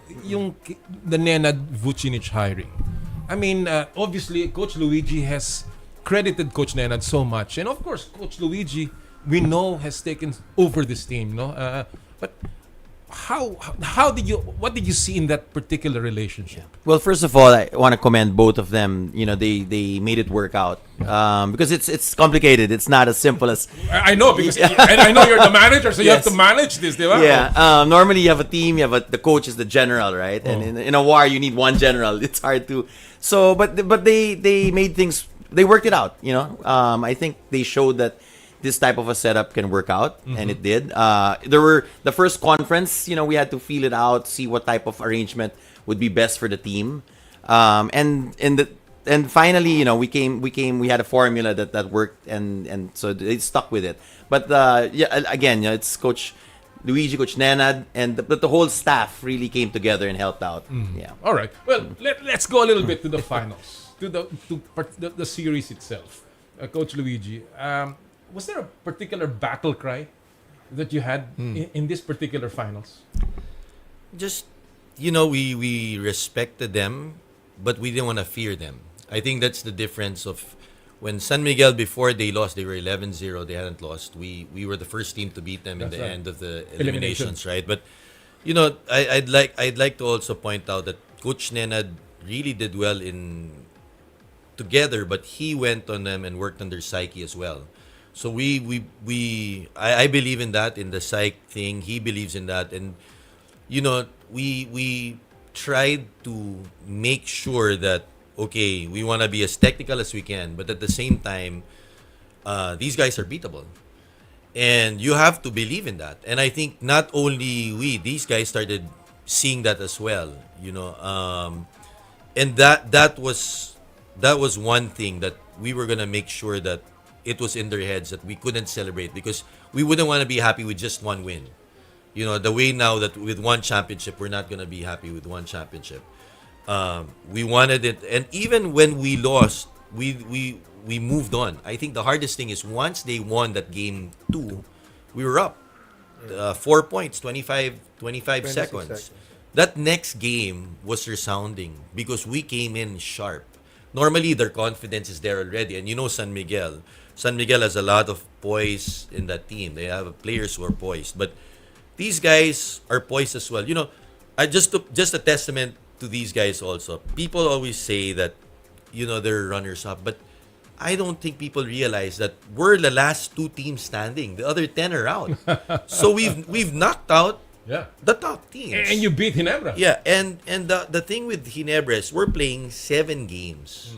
We're the only league, I think, in the world where you have 7 games where the home court is by the favorite team. And we had to get four finals with injuries, playing in Philippine Arena with 60,000. So that is hard. Yes. I mean, you're playing bigger football stadiums. Other teams playing in the finals will not play in Philippine Arena. But because Meralco and Ginebra brought so much passion into it, 2 or 3 games would be there, right? So it was very fulfilling and gratifying for these guys in the semis where we were down, and then it came to a game 7. I remember even in the pregame, it was just short. It was not any more X's and O's. These guys knew what to do already, right? And they got it done. And then San Miguel also. So I think these guys, and about our fans, I'm so proud of management. I'm so proud of the players and the way we handle things. Every time there's something, they make sure they sign autographs to that. You say no. He's a little bit like Jaworski in the sense he waits to sign everybody. Yeah.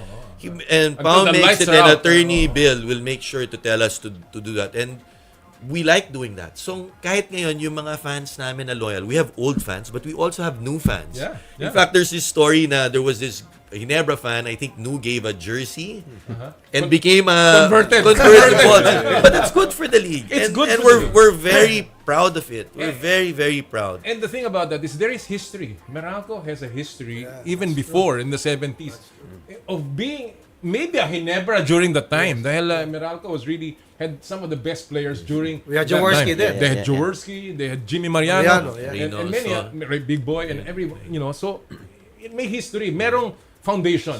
And I want to ask that, Cliff, because for a while in this particular conference, you were down. You were like 3 and 5, and you were scrambling. You were what 11th, 10th place, 11th place, and you needed to win your last 3 games. Just really to assure you. And fortunately, of course, you made it to the top 4. No, particularly was there. What was the feeling then? Tell us about the feeling during that time and how you guys got it together.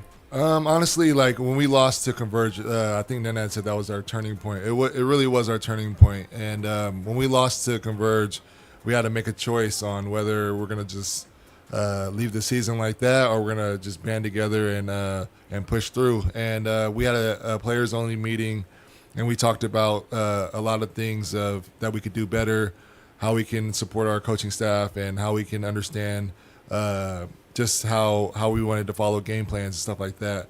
And we decided as a team, like, we're just gonna give it our all for the last 3 games, and we pulled through, and we got those 3 wins, and the rest is history. But like, honestly, like for me, the biggest thing is just being super prepared, and our coaching staff having us prepared to where, as players, once you understand what your coaching staff wants from you, you can really follow it and don't have to worry about anything besides following that and just playing your hardest. And our coaching staff always had us prepared for every game that we went into. And as we gotten through the season, we learned more of what they wanted from us. And then, as you see, like, we went on a huge, crazy run the last 3 games through playoffs, where we kind of got like, okay, this is what our coaching staff needs from us. And once we did that, the rest is history. Like, we were on point every game. Best defense, everything that we needed to do, and I think that was the turning point for us. Talking about defense, and I got some notes. You limited San Miguel, for instance, to just about below 42% field goal shooting. You limited them in terms of their offense, a high octane offense. And Cliff, you were the I guess the anchor of that defense. How different was the defense this time around, especially? Having faced Ginebra in the semifinals, and then of course San Miguel. What was the philosophy behind the defense this time around? Well, the Ginebra series, I want to say, prepared us for anything that could have ever been thrown at us. So going through that, and then being down 3-2, and just having the poise to know that, hey, we can still do this together. And because Coach Tim is the greatest coach of all time here in the Philippines, and he throws wrinkles at you that you wouldn't normally have to go through. So that, I think, prepared us for anything that we could ever see in any series. So I think that series gave us that confidence to go into any series, no matter if we're down 3-0 or up, whatever, that we could just win one game at a time. And I think, like you said, in those other series, the defense, whatever the coaches wanted us to do, we would just follow. So they were the ones coming up with the master schemes, the master game plans, and then we would just have to buy in and then just do what we're told. You know what I mean? And then if it works, it works, and if it's not, they said it's on them. They took all the pressure off the players just to go out there and play hard. Yeah. Pao, as I said, you've been here. That particular shot of Junmar Fajardo that tied the game in game number 6. Yeah. Did it bring back memories? What were you going through? Kasi alam natin, nakita na natin yan, that shot of Brownlee back in 2017. Not memories, nightmares. What were you thinking during that time? Honestly, when I was sitting there, well, we were shell-shocked when that happened, obviously, But I was looking at that shot and I was like, this is ridiculous. If we lose this game, the thing that entered my mind was, how difficult is it going to be to bounce back? That was what on top of my mind. Already. But then there was still time, right? There were still seconds on the clock. So what I liked was after the shot was made, when the players were walking back. Let's look at their faces. No, and they still had that determination. I think that drive. I said, okay, we're gonna go for it one more time. But in my mind, I was saying, of course, you can't win all the games, right? And 2 3-point shots by Fajardo.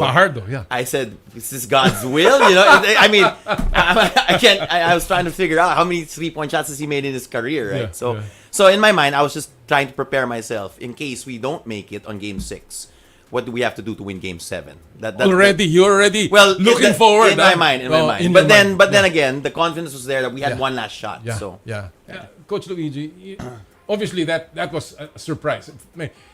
Junmar is a great player, one of the greatest of all time. But hitting a 3-point shot is obviously not his specialty. What was going through your mind at the time, and what was the first thing you told the boys when they went back to the bench?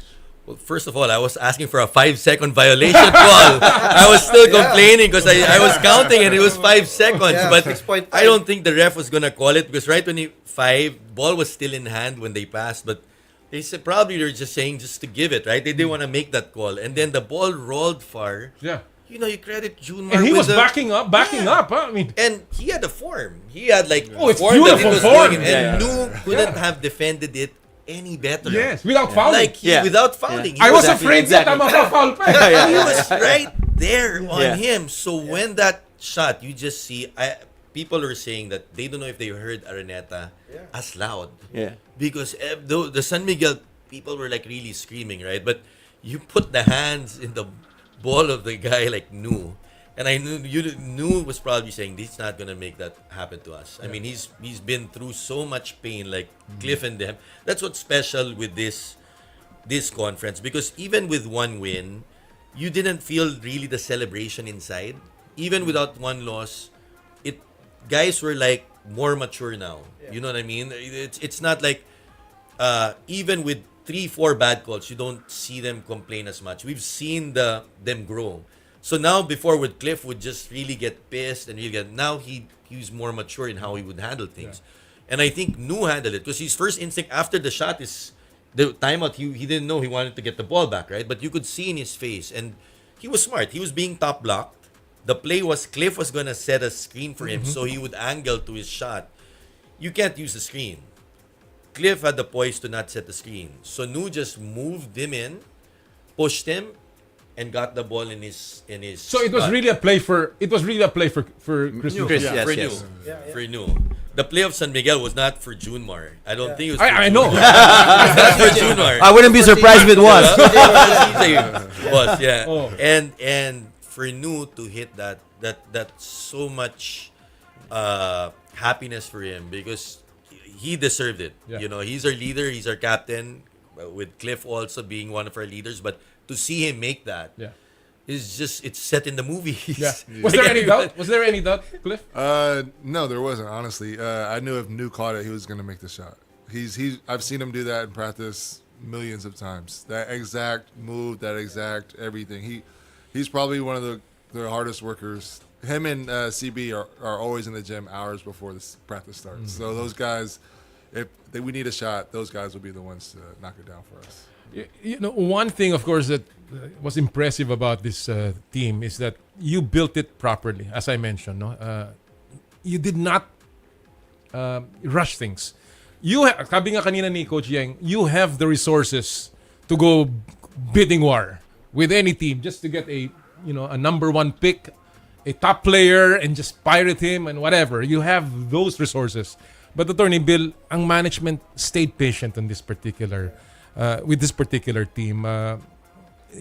Is it worth it that you stayed that way? Of course, I think building it that way. It made this championship much sweeter, because of that patience that we had.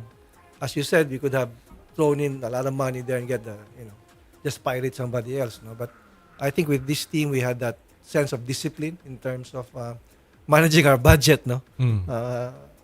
And at the same time, nurturing the players that we have drafted, and making sure that they mature enough. And then when the time's right, then you get the championship that you needed, right?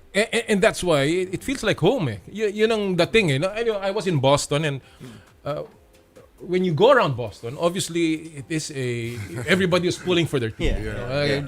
You see everything that go Celtics, including buses and everything. In this particular place, para sa Meralco, it seemed like home because most of you guys have been there for a long time.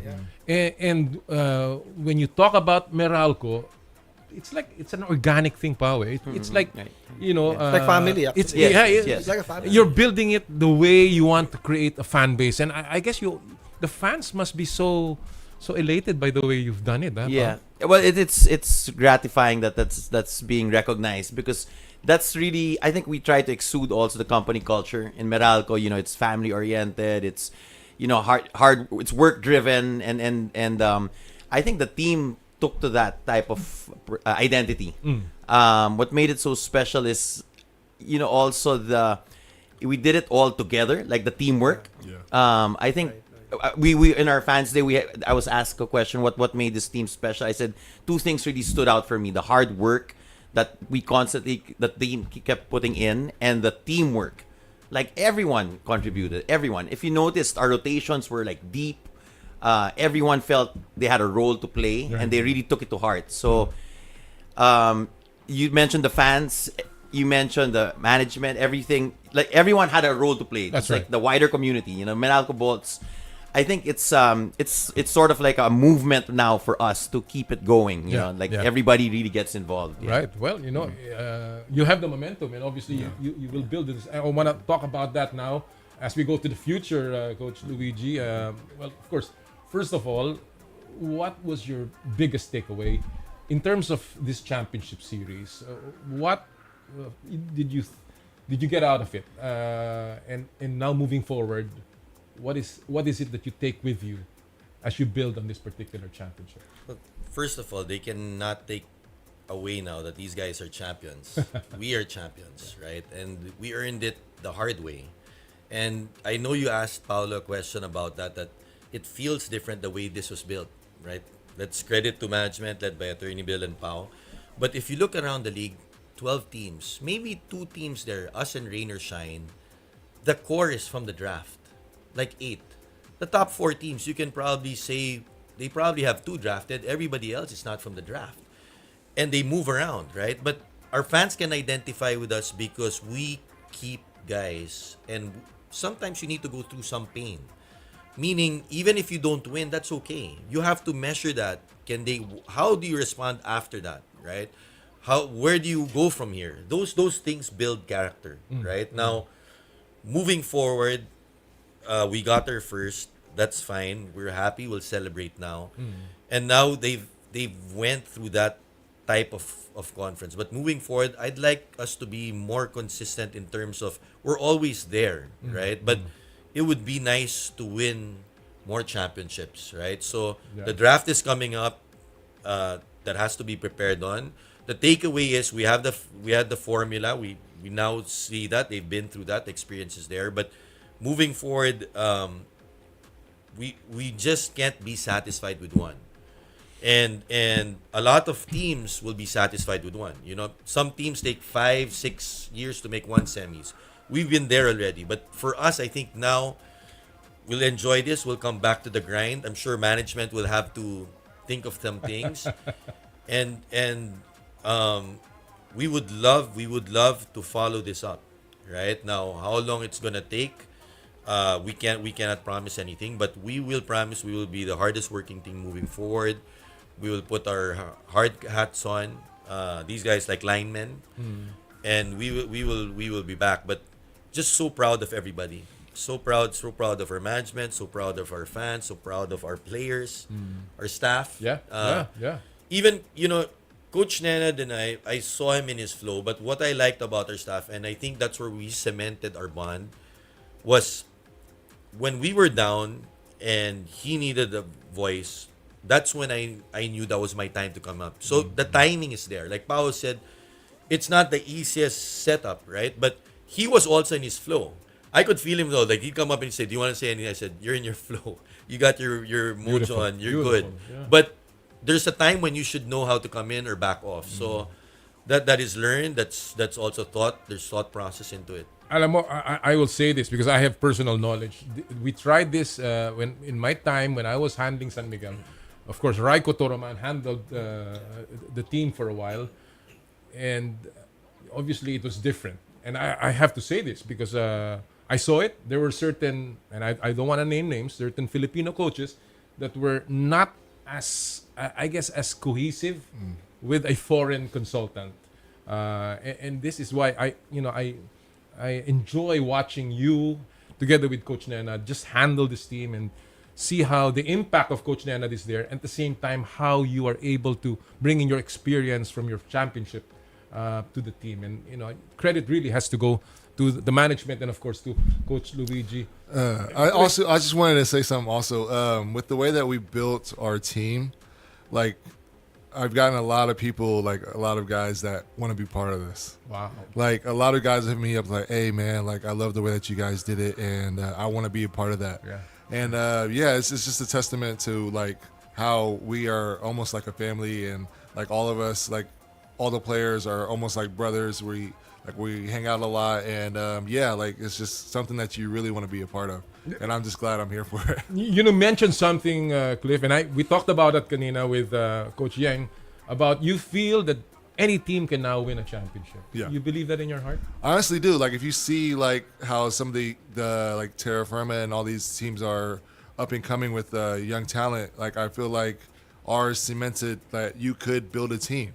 Like if you just have patience and you get the right pieces together and you let them grow together, eventually they're gonna figure it out if they're determined and they want to put in the work. So I feel like you can do it now. You can definitely do it now. This is a big thing, Attorney Bill, especially for the PBA board. No, seeing this particular arrangement. There's so many things that you pick up from this championship. No, a foreign consultant can really become a head coach, and obviously Filipino coaches are learning from them.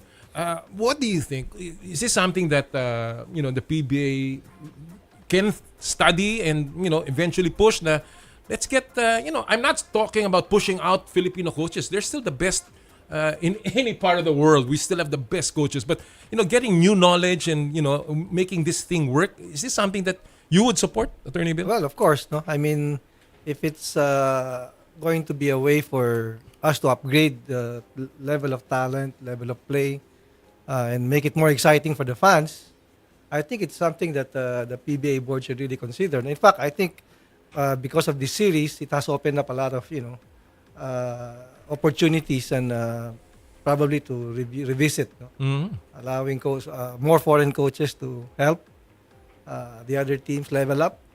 And basketball is global, no? So I think it's just right for us to welcome foreign coaches to help and upgrade the level of play in Philippine basketball. Absolutely. Yeah. Pao, draft is coming up, as Coach Luigi said.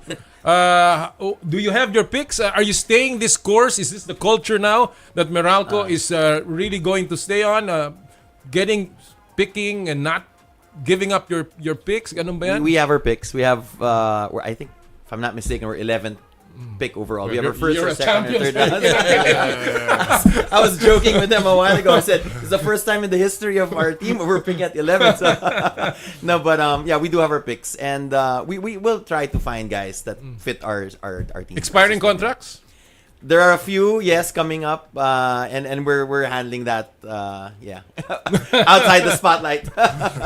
Well, there are some questions that have been thrown. I want to ask you, Coach Luigi. There was a question on X on Twitter that was sent to me by Alex the Joker, and he basically says, "What did you learn from the Rain or Shine series versus San Miguel that may have helped you in this finals?" Well, we were so focused on the Ginebra series, so I watched that after, but. Coach Yang has done a remarkable job with that team. They're young, they're up and coming. I just noticed that they could have probably done a little bit better in terms of possessions. Mm-hmm. It's like they went one speed, and with that, you go up and down. San Miguel will make you pay, right? But you look at the weaknesses and the strengths of San Miguel. Obviously, we knew that Junmar plays heavy minutes, so There were certain things we wanted to do offensively and defensively. We saw some things in that series that they were beatable. I think also that series honestly didn't help San Miguel the way Ginebra helped us. Because when you come off a tried and tested series, you're ready, right? Sometimes you have this false sense of security where you sweep, and then all of a sudden you come into the series and then you're playing a better, more disciplined, defensive-minded team. Right. So I think that's what happened in this series, where when we faced Ginebra, we came in and we knew that these guys are not just gonna have a walk in the park, right? And I think Rainer shines in the right direction. But there were certain things there that they could have done better to me as a coach. And I think, learning from that and seeing some of the things they could have done made us sure that we were prepared. So, no letdown on us. When we get leads, sometimes you have a chance to lose those leads, and those runs cannot happen. So, we were more at these guys. There was no sacred cows. Cliff messed up, New messed up. We made sure they heard it before the rookies, and I think they appreciated that. Because once you get on your vets, the other guys will follow. Yeah. Cliff, there's a question for you. They're just asking, how difficult was it to guard Junmar Fajardo? It's the hardest thing to do in basketball. Definitely the hardest thing to do. He's 6'10", 300 pounds. There's not much you can do to stop him. It's just trying to limit him as much as possible. I think we did a good job of that, but he got to lose a few games that we were just like, no. Of course, it was very sportsmanly of him to say that this is your time, and Jumar's a lot of credit. Jumar's the greatest thing that Philippine basketball has ever had. Absolutely, the most humble guy. Absolutely. Like, you can't hate him, you love him to death, and I just wish he was on our team. From JC Fajardo, Attorney Bill, how does it feel to finally be the best MVP team with the hardware to back it up? Does TNT will have something to say about this? We just won our first championship, so it's not right to say we're the best MVP team now. No? But one thing we can guarantee is we will continue to strive harder, continue to work together, and get more championship for a boss MVP. So we're looking at the next Governor's Cup. Where that should be interesting. We have a payback to make because we lost 4 times in that conference. With your imports coming around. Pao, a question here. Were you surprised of the performance of Brandon Bates when you selected him? With this kind of performance, I guess what he means. I think everybody was surprised. When we drafted him, we knew his potential and his upside.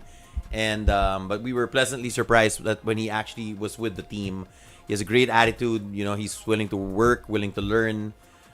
He puts the work in, and he has a bright future because he's a humble guy. And his athletic ability is there, his size is there, and I think he's gonna continue to develop. But like I said, the biggest asset he has right now is his attitude. He's got a great attitude coming in as a young guy with our team. He was really a big plus, especially even against Ginebra. Obviously, he played really, really well and really bright future. Andrew Villegas asks, off-season free agent targets ng Meralco, Coach Luigi? I don't want you to reveal any of the secrets here. As Cliff said, a lot of people want to go and join you guys. I'm sure manager will always find a way, aside from the draft, to make us better, but we'll see. I think the main priority for Pau is to sign our team, our champion team. So we'll prioritize the guys on the team first before that, right? But just to add to for Brandon Bates, he fell to 8th. I remember we were all in the draft, and Shani Winston was still on board, right? And I know Shani's a talent, so we had discussed as a staff, and we were saying the need we needed was a big guy because not a lot of centers come in. But at the same time, Shani, I believed in Shani. I saw him as a scorer in LaSalle. Same think about Baroka coming off, a little bit of questions and stuff. But I knew he could play if he fit in the right situation, right? So we were thinking about that, and I'm glad. I think Shani's going to be a great player, and I'm sure he's going to have his own path. But we're lucky Brandon fell to us. He fell 8th. Yeah. Like a lot of teams could have gone, and he, in all fairness, I think he's played better here in the PBA than he did in the UAP or 3-on-3. I think he doesn't know how big the stage was because we've been to so much and so many series against Ginebra. He came out and he dominated some of those games in the Ginebra, just helping out the dirty work, not Steen on the stand, the block shots, the rebounds, the stopping Stan Hardinger before getting to Ginebra. Honestly, I don't think we would have won it all if management had not drafted Brandon Bates. Wow. Well, Attorney Bill, special bonus ba? Meron ba? Secret pa. All right, what happens now? Cliff, are you taking a break? Definitely, yeah. That was a long 2 months. But I'm just gonna chill. I'm gonna go to Hawaii with my wife for a little bit. And then she's pregnant now, so Wow, congratulations. When is the big month? October. Wow, October. Congratulations. That should be, and this is a great gift. Yes. I mean, we've been trying for like 6 years, and we've been through a lot, and for it to happen the way that it happened this year, it's just a blessing. Blessings are coming over. All right. Before I end this, I just wanna first announce all of the winners. The Joyride mga nanalo po today na 1,000 pesos e-wallet credits. Rome Ortigas, Michelle Yanong, Joel Carabacan, Precious Nonato, and si Lancelot Joseph David. Meron ba tayong Aqua Flask? Yes, our Aqua Flask winner last week, Richard Rivera and Bimbo Brejonio. Nanalo kayo ng Joyride Limited Edition Aqua Flask. Gentlemen, thank you so much for joining us. Congrats. I think the last, I want Coach Luigi to have the last say here. Coach, again, with this championship, do you think that Meralco now has established itself as a team that has brought the right formula to the PBA? I think just reading and greetings from everybody, I'm proud of the way we did it, and I think yes. I think seeing the way management handled situations, seeing the way when we were in tough situations, how we all bonded together, how we put our best foot forward, how we gave each other space when things were needed. Being with this proud organization for 11 years, I'm very grateful. It's like a family. The way they take care of us is really good. The way we grew our fan base. And the way, like Cliff said, that people want to join us. Yeah, I think I don't want to say that we're perfect, but the imperfections make us perfect in a way, right? And just blessed with that. And I think if it's not bad to look. As a coach, I look at other coaches and try to get things from them to learn. I'm always learning. So those other teams there, of course, if it's a blueprint that you could say. Cliff's right. If you can earn and you're patient and you draft and you get the right people and you stick together, good things will happen. Well, on that note, mga kaibigan, we congratulate the Meralco Bolts. That is the winning formula that they presented this year. I hope many more of the teams can follow that. Maraming salamat sa inyong pagsubaybay sa amin ngayong umagang ito. Congrats to the Meralco Bolts. See you next week sa Power and Play. Mabuhay po kayong lahat.